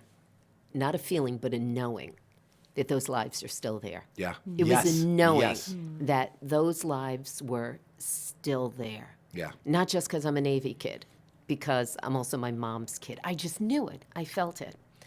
And truth be told, I have not yet gone back down to the Freedom Tower or that. I will. This is the year that I will do it. Yeah. But I went, when I covered, I went there, in the months after, but not since then, not since it's been memorialized and rebuilt. But I know that they're still there, that there is some of that life still there. And I think that there's joy in that that some of those great lives are still, there's a spirit there. Yeah. Yeah. So being the hyper-local anchor, let's bring it hyper-local. Hurricane Sandy. Yeah. Takes me 12 minutes to get to News 12 from my house. And it took me 2.5 hours that morning. Wow. Because I live in the North Shore of Nassau, and there are so many, and the studio's in Woodbury, it's 12 minutes away. And there were so many trees and power lines down that I had to drive into, there was nobody out. I had to drive into oncoming traffic lanes. I was driving across grass medians, and I finally drove over wires. I was trying to avoid wires because she didn't know what was down. And I got to work, and once again, we kicked into gear. One of the most heartbreaking parts of that story for me was we sent Elizabeth Hashagen. Instead of bringing her into Anchor, we sent a camera to her. And she lived in one of the hardest hit communities. She grew up in Freeport, but she lived in Massapequa. Oh. And her house was flooded about 8 feet up. And I remember when she got to the beginning of her street near Merrick Avenue that she couldn't get down. Yeah. And I remember her crying and on air. And that was the story of so many people. A couple of days later, when she was, her street was so bad that it's where Peter King took the head of housing and urban development. I don't remember who it was that went down, but that was the national visit, was literally down to Elizabeth Street. A couple of days later, we could go down. So I went with Elizabeth and her dad, and we said it looked like houses threw up on themselves. Yeah. Everything was from the outside. Yeah. And we went into the house to save what we could. We wrapped up all of her dishes, any of the kids' clothing, anything that we could. And we got her to Freeport, to her parents' home, and she moved with her husband and her son, who was in a crib. And I think Allie was about 4 years old at the time, her daughter. And they spent months, the entire family, living in her childhood bedroom. And her parents were awesome. Her dad's FDNY, retired now. And I remember Allie was in the diner one day. They went to the diner in Freeport. And Allie said, "You know what?" to the waitress. "We were devastated. There was devastation." She was 4 years old. Wow. That was the word she kept hearing over and over again. It was the worst of times, and it was the best of times, and how people helped each other. Mm-hmm. I mean, it was amazing. And that's the kind of thing where we went to the office and we spent days. Now I'm covered in chills. Yeah. I remember it like it was yesterday. Yeah. Yeah. It was incredible. And you know what? Some people were really great in helping in the rebuilding. And then, you get your charlatans, and we've done those stories too. I don't know how you can steal from people who are already in such desperate straits, but they will have their reckoning day someday. And damn, we're strong. Yeah. Oh, yeah, we are. We Absolutely. Are strong. And I love how you have talked about this, because this really leads into what I want to speak about next. You're a storyteller by nature. That's how you do it. That's how you report the news. You don't report the news, you tell our stories, and that's been a theme in your life. You've been quoted as saying everybody has a story, right? That's so true. Great line. That's a great line. Why did you choose this role within leadership? Why did you choose to tell other people's stories? And I want to piggyback that with, what is your responsibility as a journalist, since you have chosen this role in leadership? What is your responsibility in telling other people's stories? All right, I've got to go to the first part of it, and then you're going to remind me of the other questions. Everybody has a story, and we all have a responsibility to let people tell their story, to let people be heard. We all want to be heard. We want to be heard at home. So we have a responsibility as individuals of developing ourselves in a way that the people around us in our home, in our school, where people will listen to us. And that means that we have to teach our children strength, that they have a right to stand up for themselves and speak for themselves, that they have a responsibility to help people who don't know how to speak for themselves, how to help stand up for them. That's what I grew up with. So that's why I'm a storyteller. It's my grandmother in the grocery store. Yeah. It's my mother in the grocery store. It's me loving the rock stars' lives more than I love their music, even more than I love their music. It's our oldest, Jason, saying one day to Bob, I hate going to church because it's an hour and a half. And Bob said, no, it's not. Mass is like 45 minutes. And he said, Carol, he's my stepson. And he said, well, Carol, it's 45 minutes mass, and then it's 45 minutes of, saying hello to people. I love people. Yes. People are my energy. They're my power. They're my source. But I go back to everybody has a story, and we have a responsibility to stop long enough even to hear just a couple of people in a day or in a week. That's that stopping to tell somebody they've done a good job. That's that stopping to say, well, how did you get here?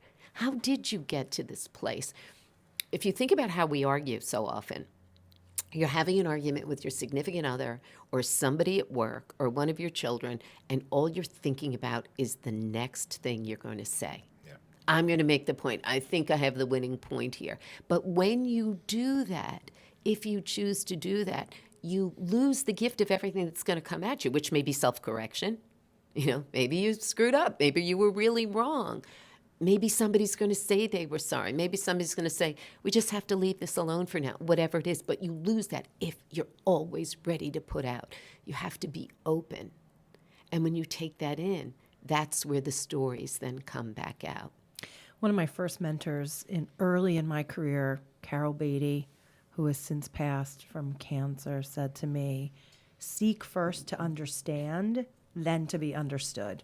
Right. Just quiet and just let people talk. You have a responsibility to listen and to partner with them and just to make their day and let them be delighted and then get your point of view across. One of the greatest things that I learned as a parent, and it didn't happen until our youngest, Shane, was probably an early teenager. I remember saying to Bob, I figured it out with Shane because all of, your kids are different. And I said, you learn from Shane in the quiet. You learn from Shane in his pauses. Let's not fill his pauses. Yeah. Because what comes after the pause tends to be great. And that's that listening thing. And it's hard to do. And especially in this day and age, where it's constant. You get in the car, you put on the radio, you put on the podcast. This one, of course, you should. Always this one. Any Launchcast. But, we're constantly filling the space, filling the silence. And I say, don't be afraid of the silence. I was listening to Joel Osteen on my way here because I'm constantly shoveling in positive to me. And then I said, it's time for silence. And that's when God and I had our little chat that I talked about in the beginning. Did I answer all your questions there, by the way, about being a storyteller? You really did. Okay. Yeah. What I want to touch on is, so that's you as a storyteller leading into journalism. I want to talk about journalism a little bit briefly and the responsibility behind being a journalist, along with truth in journalism and what it means to you, because I think these sort of piggyback off each other. We're in a state right now where for a lot of different reasons, and I don't want to really get into politics too much, but journalism is being questioned sometimes. A lot of times. And rightfully so. And we're in an age where somebody can go on and start a podcast like I did and all of a sudden claim to be an authority on something or be a journalist, right?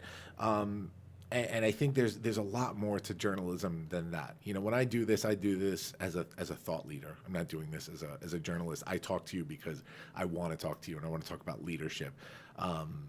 But there are people out there that claim to be journalists and they're not. And there's a lot of untruth in journalism, a lot of falsehoods right now. And so what is your responsibility as a journalist and how do you feel about truth in journalism? What does it mean to you? My responsibility is to be truthful. My daughter's getting married April 18th, and she's having her reception at Land's End. We did the food tasting. the Sunday between Christmas and New Year's. And the room at Land's End was filled. There were probably, I don't know, 18, 15 tables, and it was different families. So it was a bride and groom, parents of the bride, parents of the groom, and then maybe somebody else at the tables. And it was a wonderful day, and it was a total food orgy, which was fabulous. And at the end of it, a fellow came to me from the table behind, and he said, I just want you to know we already miss you so much, because my last day on the air was December 20th. And he said he was a Suffolk police officer, and he told me where he was from. And he said, we love to watch you because you tell the truth. Yeah. Because you, and I said to him, you love me because I love my cops. And he said, no, I love you because you tell the truth. And I said, if there's a bad cop, we have to talk about it. If there's a bad news person, we have to talk about it. And, you know, we all have that personal thing where you think it's more true if it's something that you agree with. Sure. So what we have to do now, what we have the choice to do now, is to do some research and to figure out who is telling the truth. Find those websites where you can fact check things. I mean, politicians can say anything on any side these days. And the television networks, you know, in particular, the cable news networks all say it's this way. No, it's this way. It's completely. I think we have an obligation to not just watch what reaffirms what you think as an individual. I don't mean me, the journalist. I mean me, the wife, the mom, the homeowner, that I should be listening to the people who I agree with, and I should definitely be listening to the people that I don't agree with. And I think that we should limit our exposure. I think that in all of that, we also have to feed in, shovel in the positive. I write a monthly article for Long Island Woman magazine, and I happen to have written one around the last presidential cycle, which said, turn off your TV. And I write the articles a couple of weeks before. And after I wrote it, but before it was published, it was announced that Cablevision was being sold to Altice. And I thought, well, good Lord, these new managers are going to come in here and they're going to go, oh, that Carol Silva, isn't she the one who just told everybody in print to turn off their TVs? But I think that we need to limit what we consume. We all have the choice. We all have the choice not to be angry, but to be informed. And it takes a little bit of work. And we all have the choice to feed in some positive. That's what I choose to do. I can't tell people what to do, but that's what I choose to do. And I'm going to say it again. I love my life. Yeah. How did you carry that through to setting the tone for you and the family at News 12? Does everybody believe that? Yeah, that's an organization. That is that's the standard there. It was with the Dolans. It was at Cablevision. It is with Altice. That's the standard. Yeah. Because, I mean, I have heard producers who have vastly different political views, and then they write the stories that they have to write. Yeah. It's interesting that you mentioned that you said what you said in your article, and then Altice came in and you thought they were, right? So that's something that really resonates with me a lot. I wrote a piece a while back, and I'll give you a copy before you leave because I'd love for you to read it and give me your feedback on it. Have you ever seen Jerry Maguire with Tom Cruise? I never saw the whole thing. Okay, so I'm sorry, but I've gotten up between 3:30 and 2:15 in the morning for the better part of Perfect. 44 years. And you know, except if I was on vacation, usually doing something else or having a baby. Right. So yeah, no, I have a lot of catching up to do. So Jerry Maguire with Tom Cruise. The brief rundown is he's a sports agent. He's a slimy sports agent, one of the biggest agents in the world. Show me the money. Show me the money. Right? I know that. And so towards the beginning of the movie, has a moment where he just realizes that he's turned into a slime ball. Has a moment with the child of one of his athletes. And so goes to bed at night, and whether he had a bad slice of pizza or he grew a conscience overnight, wakes up in the middle of the night in a cold sweat and decides to write his mission statement, which is entitled The Things We Think and Do Not Say, The Future of Our Business. And he goes on to write things like it's about less clients, less money, more caring, right? And he writes this mission statement and he distributes it, the memo, to everybody in his company. And then he wakes up the next morning and goes, oh my God, what did I do? What did I just do? You know, and of course he gets fired because of it, because how can you be a big time agent and not care about money? And it resonated with me because one day, a little over 3 years ago, I was sitting in my office, 1 a.m, I had a lot of work going on, and I just got inspired to start writing about something. And so I decided to write my version of the things we think and do not say. And it's the same ideology where I realize that as a business owner, I can do more. It doesn't have to be all about profit, right? It could be more than just profit in this world. And so I wrote, and it's nothing big. It's a 12-page little manuscript. It took me about 2.5 years to distribute that to people, to be brave enough to send that out to people. First of all, it wasn't finished. I wrote the first 10 pages in about, an hour and a half. It took me almost 2 years to write the last 2 pages because the story wasn't over yet. Right, Not that the because story's it was over. the beginning of the growth. It was the beginning of the growth. And I think at that point I had understood the growth. And not only did I understand it, but I was brave enough to say it out loud. And I knew that as a thought leader, as somebody that maybe people look to for advice sometimes, that it would be important for me to be authentic and honest about that. So I commend you for being that person, because that's something we need. It's something, especially in our journalists. Absolutely. Honesty. Absolutely. Honesty. The Launchcast is sponsored today by the Leadership Experience, a coaching masterclass. Intentional, unconventional, thoughtful leadership from keynote speaker, CEO, nonprofit board member, and TEDx executive producer, George Andriopoulos. Hey, that's me. Guys, the music's getting louder and it's epic, which means this is something you shouldn't miss. Registration opens on December 15th and we are beginning January 15th. This music is so loud. That means it's amazing. Join us, theleadershipexp.com for details. You don't want to miss this. I want to take a break from your career for a second. Okay. Your husband, Bob, who was on Facebook supporting us, supporting you. Hi, honey. I don't want to kid myself. It wasn't about us. No, it wasn't about us at all. Supporting the beautiful, legendary Carol Silva. Your son Shane, your daughter Connor, right? And Jason, our And oldest. Jason, your stepson, right? I don't really call him my stepson. I call him one of our kids. Love that. I mean, he was 9 when I got there, Yeah, so love that. now he's 39.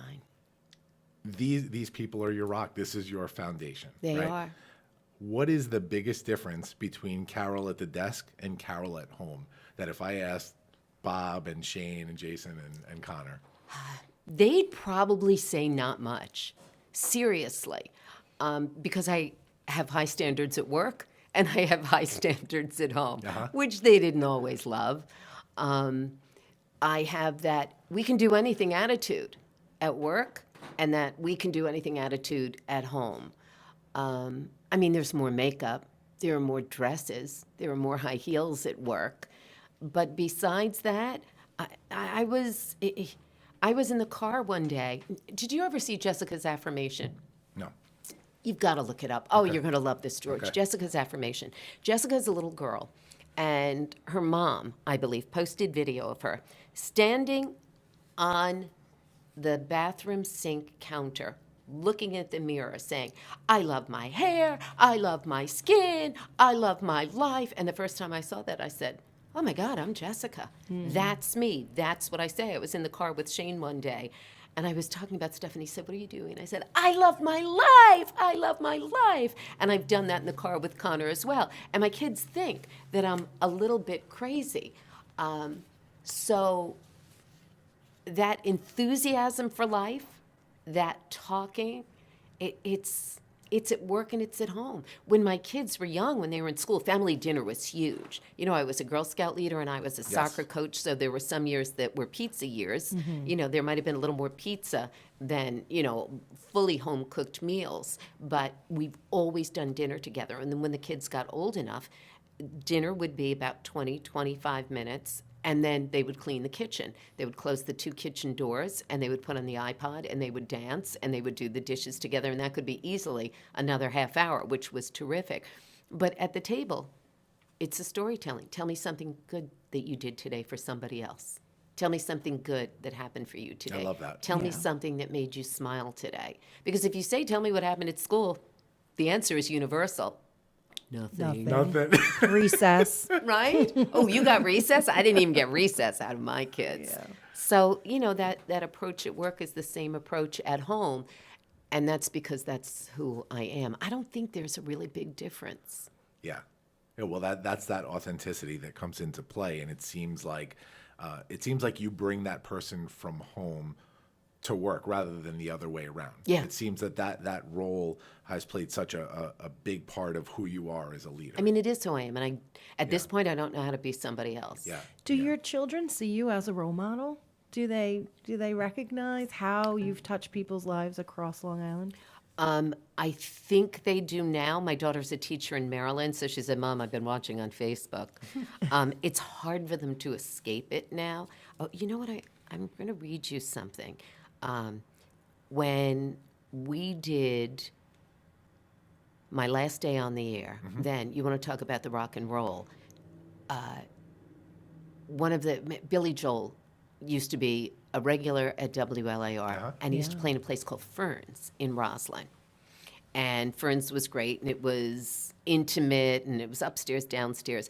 And one of the guys in his band was a co-owner there, Richie Canada. Richie's the sax player. And I've Lords of remained 52nd. friends with, the Lords of 52nd Street. I've remained friends with Richie for years. Richie and Russell Javers, the guitar player, and Liberty DeVito, the kick-ass drummer. I mean, the guy is amazing. Yep. I absolutely love them. They could not believe that I was leaving, that I was retiring. And they decided to do a concert for me. And they did a concert saluting me December 20th at the Suffolk Theater in Riverhead, which was phenomenal. I also wore a killer outfit, a leather Yes, you halter did. top, I very saw classy, that. but very classy, everybody says. But it had its moments in my rock and roll roots. It really Right. did. It was awesome. And Jason took the train out from Manhattan. He's a banker. He took the train out from Manhattan, and it was a long schlep out to Riverhead. And then he had to get back in the train, and he had to go back that night. Wow. And this is what he wrote to me at the end of it. So when you ask if my kids know, Shane is still a little into the ego mom kind of thing, but I know he appreciates it. They don't tell me that. I'm their mom. Right. I mean, they don't really tell me, but they can't miss it, especially now. It's kind of been hitting them like a Mack truck. Sure. Yeah. But Jason is the one who spoke out. And Jason said, on the night of December 20th, he was sitting on a train at 10:36 p.m. and wrote, "You were literally up on the stage playing drums when I had to leave. So sorry I couldn't say goodbye. It says everything. How many people came tonight and wanted to make the night special for you? You know you've done a lot right to create a night like tonight." And I thought, that's it. That's it. Validation. I'm not dumb. I'm not done, I should say. I'm not done. I don't want to say, I've died and can go to heaven now because I'm not ready for that. But I thought, I get it. I think he speaks for our 3 children when he says that. And he is not overly emotive. He's not a crier, George, or like my older brother Kevin is a crier. But that meant everything to me to see that. It really did. I would have been a puddle if I got that from one of my kids. Oh, yeah. A puddle. And the reason that I want them to see, listen, I know I was not always as good and kind as I am. I was not always as soulful as I am. I mean, I've grown into it. I was less patient when I was younger in business. I remember learning something in the past couple of years and saying, oh my God, why am I learning this in my 60s? Immediately followed by my God voice, or whatever you'll call it, which is, of course you're still growing. If you stop growing, then you're not living. Yeah. Of course, you're still learning. If you're not learning, then you're still living. I am a nicer person now, and I think that that's a great thing for my kids to see. I think it's also a little intimidating. I really do, to see this thing, this, like you said, icon. When I was at the Silver Circle, it was David Ushery from NBC said, and of course we have, the icon Carol Silva here. I mean, I think that's a lot for a kid to see. Sure. So we don't talk about it at home a lot. I mean, lately there have been a lot of newspapers and other they things, know. and it's been unavoidable. But I don't care whether they know I'm an icon. I want them to know what people are saying and why. Yeah. Yeah. It's like It's an example. your mom and your grandma. It's how Yeah. you stand on the shoulders of your mom and your grandma. Absolutely. And your children will stand on the shoulders of what you have done, and it will shape So who they true. are. So true. I guarantee you right now, and it doesn't have to be later on down the line. Guarantee you right now, since they're all adults, your children, that if I interviewed them right now, this same style interview on their lives, and I asked them these types of questions, they would say, my mom, because my mom, Yeah. you know. The same Connor places. asked me, we're doing a lot of back and forth on this wedding stuff. And she called in the past few days and she said, okay, a couple of questions. I need this address for a thank you for my shower, and I need this address. And can Brooks write? Brooks is her fiance. Can Brooks write a couple of the thank yous? I said, he absolutely can. And he's lovely, and he's been so involved in this. He's smart. He's an aerospace engineer. Literally, our son-in-law is a rocket scientist. But then Connor said, and do I have to write a thank you to you? And I said, yes, please. Because I want to see how she's thinking. Yeah. That's what I've always told them. Don't give me a gift. Write me a note. Write me a letter. I want to know how we're thinking, how we're connecting. Don't spend money.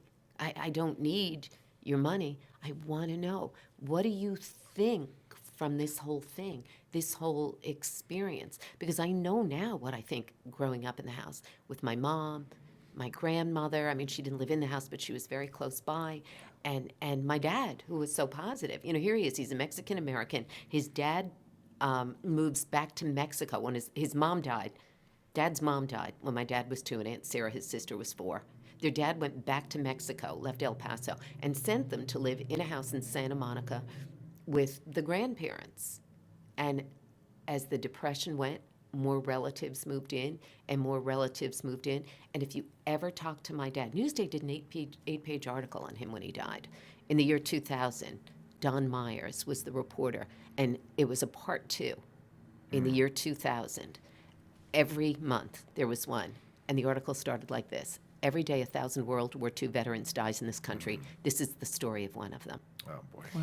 And my dad was in the worst. There's no good place in war, but my dad was in one of the worst places. He was in the South Pacific. He was in Okinawa. He was in Iwo Jima. I mean, the horrible things. If you watch Ken Burns, you know how bad those places were. He didn't talk about that. Yeah. He talked about what we could do. He took my dad retired the summer between 3rd and 4th grade for me. And Kevin was going into 5th grade, and Kevin, my 11-month older brother, went to try out for Little League. And he came home, and Dad said, how'd it go? And Kevin said, I didn't make it. There weren't enough coaches, and, we're the scraps, and we didn't make it, essentially. Yeah. Not those words, but that was the message. And my dad said, that's okay, I'll coach. And my dad took the scraps, and literally, they were the Bad News Bears. They were the kids that nobody wanted, and they won. And they played for Allied Deli on Jerusalem Avenue in Hicksville.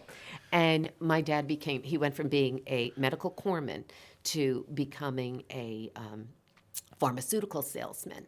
And he achieved all kinds of things and won trips, and he was extremely successful. This guy who was in this house, the last year that he was in that house in Santa Monica, there was no room for him anymore. There were families living there. And after he died, for that Newsday article, his cousin Pete told us they hung a light bulb from a wire under the back porch and put a blanket down, and that's where Dad lived the last year that he was in the house before he enlisted. And we said, oh, Dad was like Harry Potter. Yeah.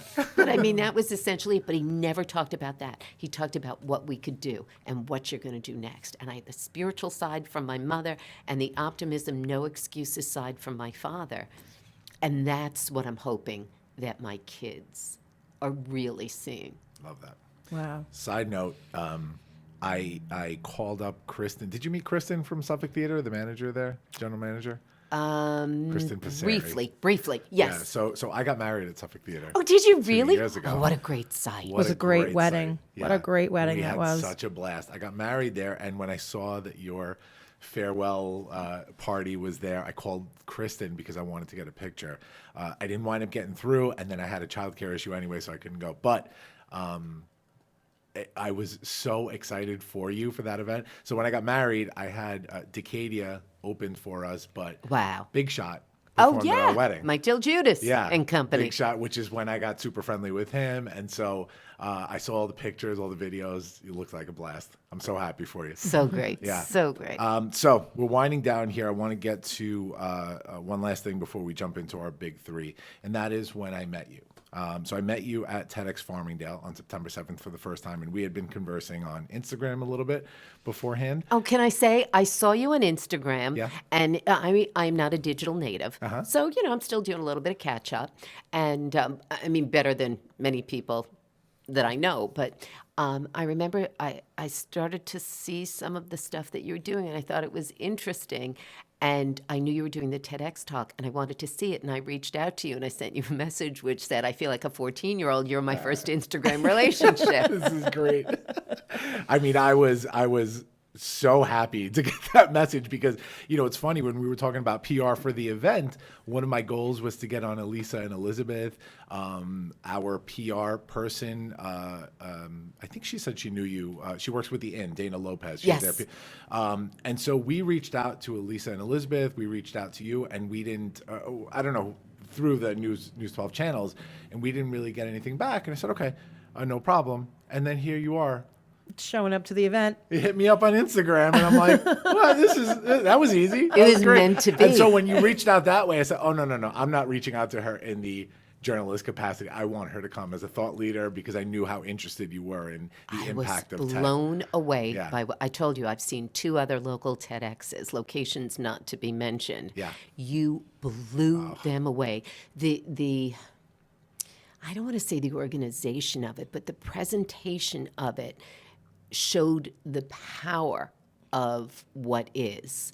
It showed the power of storytelling, why it's so vital. And I always go back to, these things are great, but we need to be talking to each other and getting other people's stories. I agree. And so you honored storytelling, and you did a fabulous job. And you're doing one next year, and I will be there next year because thank you you. really just do.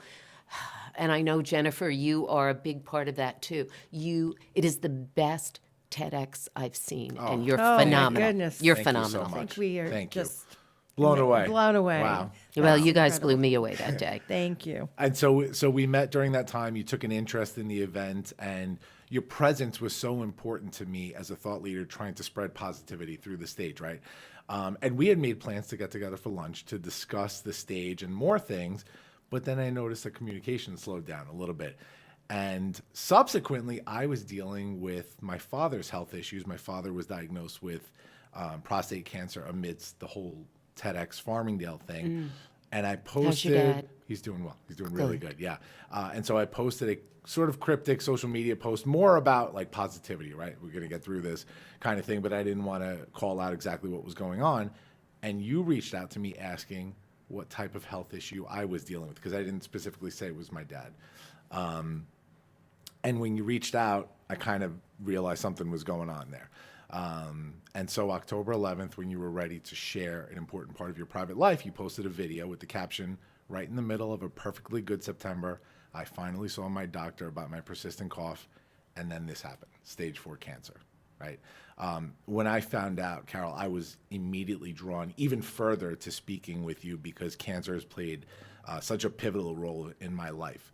My sister-in-law, although she wasn't my sister-in-law back then, and her journey through rhabdoid cancer as a teenager is what changed my life. So that person that I was back then, that, as I call it, shithead that I was back then, that began a series of events that completely changed my life and turned me into the person that I've sort of evolved into now. I lost my favorite uncle earlier this year to cancer. Thank you. And of course, my father, who was thankfully healthy and recovering, thanks to Dr. Haas and the Cyberknife unit at Winthrop, who are awesome. So I want to talk to you a little bit briefly. I didn't really want this to be the focus of the interview because this is not you. This is Well, it's not my whole story. It's a piece of my story. This is a tiny piece of your story, although super important. And so that's why I just wanted this to be a tiny part of the interview. I wanted to talk to you a little bit about, and whatever level you're comfortable with, of course, why it's so important that as leaders, we share the things that we've learned in order to possibly help somebody that's experiencing this, whether it's now or down the line. Because, and this is interesting, I was watching a special on ABC last week. I don't know if you caught this, the Alex Trebek special. I didn't see it. Oh, it's so good. So they have their Making a note. their greatest champion in the world tournament this week. Right. Their 3 biggest champions ever, right? And the special was about Jeopardy and about Alex and what he's going through right now. Of Right. course, he has pancreatic cancer. He revealed that a fan wrote him a note thanking him openly about his cancer and his symptoms. He said, "Thank you, Alex. My brother-in-law decided, because he was experiencing some of the same symptoms that you had announced in your public announcement, to go and see his doctor. Today he found out that he has stage 1 pancreatic cancer. Looks like it's very treatable, so I wanted to thank you because I really feel like you saved his life. I am making a difference with my suffering," Trebek said. Agreed. Yeah, as a public figure, and especially a thoughtful one that is a storyteller, right? How important was this for you to get out there and tell this story? You know, when I look back, because these things happened so fast. I saw you in early September at TED.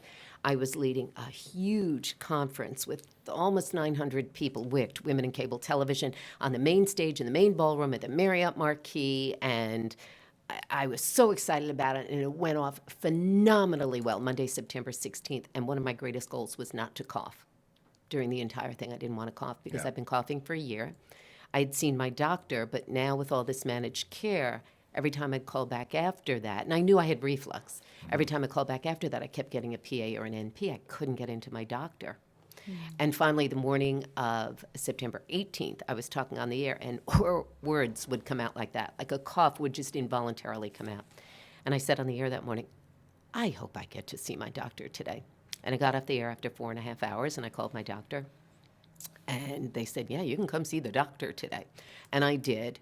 And he took an x-ray of my lung, and he turned gray. And within 2 days, I had a PET scan that night. That was a Wednesday. I had a PET scan that night, the Friday. And Monday, I was in with the oncologist who said, you have stage 4 cancer. And within minutes, in my head came the words, thank you, God, for healing me. But then it was kind of this speeding roller coaster of, we have these tests, we have these things we need to do. And I needed to control my narrative. People were going to be talking about it anyway. Yeah. And so you might as well get the straight story. Yeah. Not because I'm a control freak, but you might as well get the straight story. If I'm going to be off the air for weeks or for months, know what it really is. So that was the first reason. I wasn't sure what I was going to say the day that I videoed the message from the beach, which was that I've shared stories with you over time, good stories, bad stories, and now I'm sharing this story with you. And I don't remember exactly what I said because I really didn't write it out. But I said, I've just been diagnosed with stage 4 cancer, and for some reason, I cannot pray for myself right now. So I'm asking all of you, and this was a big motivating factor for me. I can't pray for myself right now. So I need all of you to pray for me or send me positive wishes, whatever it is. However, I can pray for the doctors because they have to get this right. The other, and that was all true. I couldn't pray for me, and I knew the power of prayer, and I am so convinced that the brain tumors are gone and that the lung tumor is shrinking because of the prayer of people. Yeah. I got prayers from other countries, Yeah. literally. But here's the other piece of it. My mom served everybody else first. She was one of 7 kids. She was the oldest girl, so she was like back in those days, mama number 2 in the house. And my dad at one point had gone into a coma for 2 months. He'd been very, very healthy. He went into a coma for 2 months. He had pneumococcal meningitis when I was pregnant with Connor, right after I'd gotten married. And Mom took such good care of him after that. He lived for another 8 years. During that time and leading up to it, she had a breast lump that she didn't talk about. She didn't tell anybody about. And Connor was 1. Connor was 2, and Shane was 1. And Bob had gotten in a car accident. And I needed somebody to babysit. I was going back and forth to doctors and whatever. And one day I hugged my mom. It was February. And I hugged her.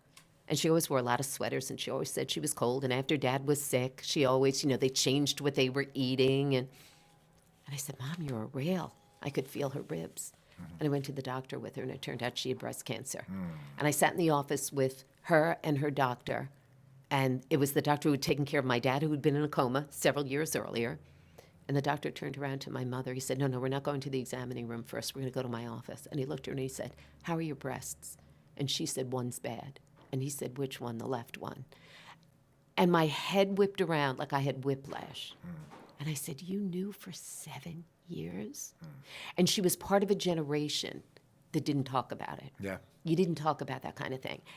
And damn it, there is no shame in cancer. There is absolutely no shame in cancer. And that was the other reason that I spoke about it. And I've gotten some of those letters and some of those messages. Thank you so much. I've gone to the doctor since then. I'm going to have my cough checked out since then.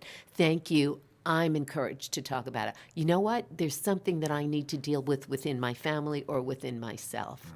And that's why I did it, because there is no shame in cancer. I needed the prayers, and I got them, hallelujah. But also because I decided at that moment I was not going to do what my mom did. Yeah. And you have the courage to ask for that help and that comfort. And that's that tribe mentality that we talked about right at the top of this show is you need to lean on that community and that tribe to bring you forward. Between that and your faith and the great doctors that you had. You got in your it. care. You nailed it. I say about my friends, I would do anything in the world for you. You know it. I would also ask you for anything. I would. We had friends who came and cleaned out our garage. When I was in the hospital having lung surgery, a storm was coming through. And one of our friends, Chris Gallagher, he's amazing, went to our garage to make sure that our generator was up and running for the new season. And when he went in there, he said, there's too much. We live in an old house, and it's a freestanding garage in the back. He said, there's too much in here. It must drive Carol crazy. He got together a bunch of guys and their sons, and they took everything out of the garage. They cleaned out what we didn't need. It was so helpful. It wasn't me throwing it away. Bob was able to part with some things, maybe some of those old baseball bats or the inflatable, in a way that if I was doing it, maybe I was the mean wife. But with the guys there, they were like, Bob, you really don't need this. It was unbelievable. I mean, the things that our friends have done. I didn't have a Christmas decoration up in the house because once I was finally okay, which was barely Thanksgiving week, I went back to work December 2nd, which was 4 days after Thanksgiving. Right. I didn't have a Christmas decoration in my house the second weekend of December. And my old roommate Ellen from Long Beach called and said, how's your house looking? And we had it painted on the outside in the interim. And I said, I don't have up a single Christmas decoration. She said, we're coming this weekend. And she got together a couple of girls and decorated the inside of my house. It's like what Jason said. And life got a little more normal again, right? Life got more normal. But it's and- exactly what he said in his text message to you. Right. You have to know that you did something right to have all this attention. And so you've been kicking some major ass these last few months. Thank you very much. And I am so happy to hear this. You have been sharing your experiences. You've brought so much light into this world. And this is something I sent to you in a message that I sent to you. Carol Silva's work is not nearly close to being done. Amen. Right? Amen, brother. So what I'm going to do is, first of all, will you come back one day? Sure. Okay. I want to hear this entire journey when it's over, because it will be over, right? I want to hear this entire journey. Okay. And I want to do that in and of itself. I want it to be its own show if we can one day. So what I want to jump to real quick is just I want to talk a little bit about the comeback, and then I want to do the big three, Okay. because we've kept you here long enough. The comeback. I am a huge sports fan, and so I'm such a sucker for a good comeback story. You announced in May that you were retiring from News 12. Then you were diagnosed in September, and you went away for a little bit. And then you Detour. said, oh, I'm not going out like that. No way. No. No way. I am not ending this spectacular 44-year career on cancer's terms. I'm ending it on mine terms. And so you came back and you did your 3-week farewell run, which was so awesome. You didn't miss a beat. I got up at, I don't know, what time did you go? 4 in the morning? 4:30 in the morning. 4:30 to watch it. I set my alarm to watch you. And I was in anticipation, like a little kid, right? It was amazing. And so Jennifer's talked about this a lot. We don't really have too much time to go into it, but Elizabeth, Elisa, Rich, oh man, we saw that love there, and they were huge. And not only did I see the support they gave you, but but I learned about a lot of the support you had given them over the years, watching Christian when Elisa was going through stuff, and being in the delivery room with Elizabeth, and being with Rich for his surgery. And so I love how you handle that tribe and leadership at its finest. This is where I'll leave this moment, and then we'll jump into the big three. You said the following: we don't compete with each other. The four of us work to make each other better. That's the secret to the success of a team, and what a team you guys had. It's amazing. Awesome. And you should all know that Friday night, Elizabeth, Elisa, and I had dinner at Elisa's house, and we had the kids there, and I brought down my Christmas presents a little bit late for the kids, and we were just totally hanging around. 2:15 this morning. It's the first day back to a normal schedule at News 12. And last week didn't feel like a retirement week. 2:15 on the nose this morning, I woke up. And I texted Elizabeth and Elisa. And I said, good morning, have a great day, I love you. Love it. We are still the family that we are. They're really excited because now I can do more babysitting and help clean out closets and do all those things that I've also done with them over time. Yeah, I love it. Carol, one sentence.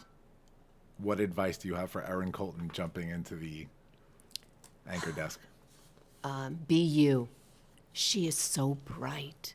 She is so energetic. I said to her, the worst thing about her becoming the morning anchor is that we have lost the best street reporter. Yeah, she's good. In New York. She's good.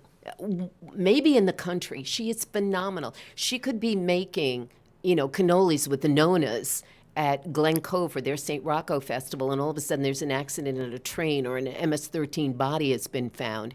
And 18 minutes later, she can be on the scene, and it's the completely other pocket of her brain that deals with the heartbreaking news. She is so bright. She's wonderful. She's going to be great. So my advice to her, be yourself, girlfriend. Love it. Yeah. Love it. What is next for Carol Silva?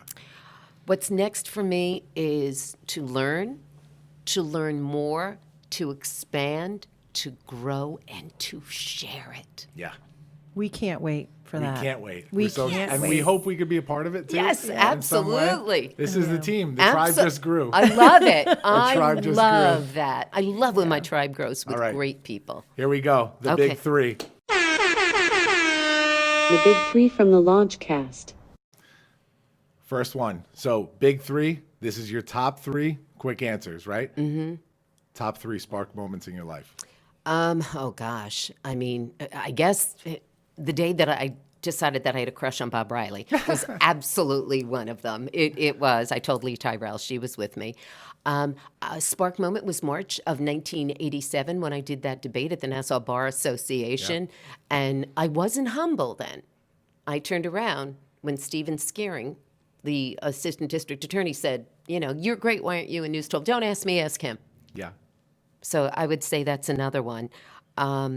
And maybe my decision to share my diagnosis. Now, before that, I would definitely have to say the birth of my first child, and then equally of Shane. Yeah. But that birth, when I saw that baby, it's just such a moment. And George, you'll never be a mom. You can be the greatest dad in the world, but you'll never be a mom. I get it. I understand what you're saying. Top three female leaders at this very moment. Ellen DeGeneres. And now I know there was some award show last night that I didn't see. I don't even know which one it was. I'm not huge on the award shows. It has nothing to do with that. I almost didn't want to say it. I didn't see the show. It's because she is a comeback kid. Mm-hmm. She is who she is. And she tells us to be nice to each other, be kind to each other. She ends everything with that. So definitely Ellen DeGeneres. There's a woman named Elizabeth McCall. She is a Long Islander. Elizabeth is the mother of 7 children, and Elizabeth was the New York State banking superintendent on September 11th.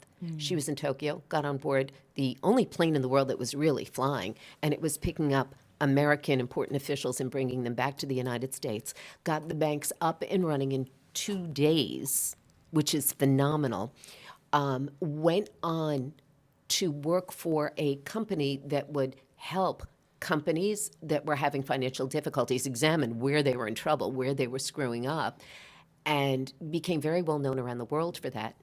Was invited in to straighten out the Vatican Bank, was invited in to straighten out the Vatican economy. She tried for 2 years to do that. And now She is with Christine Lagarde in the European Central Bank Board. This mom from Long Island with 7 kids. Wow. She's phenomenal. She's an absolute world leader. We need women in leadership positions because we bring a different sensibility to it. And she is one of the finest. And people in the business world know who she is. Everybody should know who she is. And the other is moms. Is really moms. It's, I was talking to Bob about this because I know you do your 3s. And I said, any working mom, and every mom works inside the home, and some also work outside the home. And it's not an easy job, but it is a job of the greatest leadership that there is. Certainly Yes, it is. Yes, it is. Top 3 News 12 moments. Definitely September 11th. Okay. When I first got there, my first winter, I told the assignment desk, crusty old New York City assignment desk people who decided what stories to do, that I wanted to do a story on homelessness. They said, we don't have homeless on Long Island. You Long Island people don't have homeless.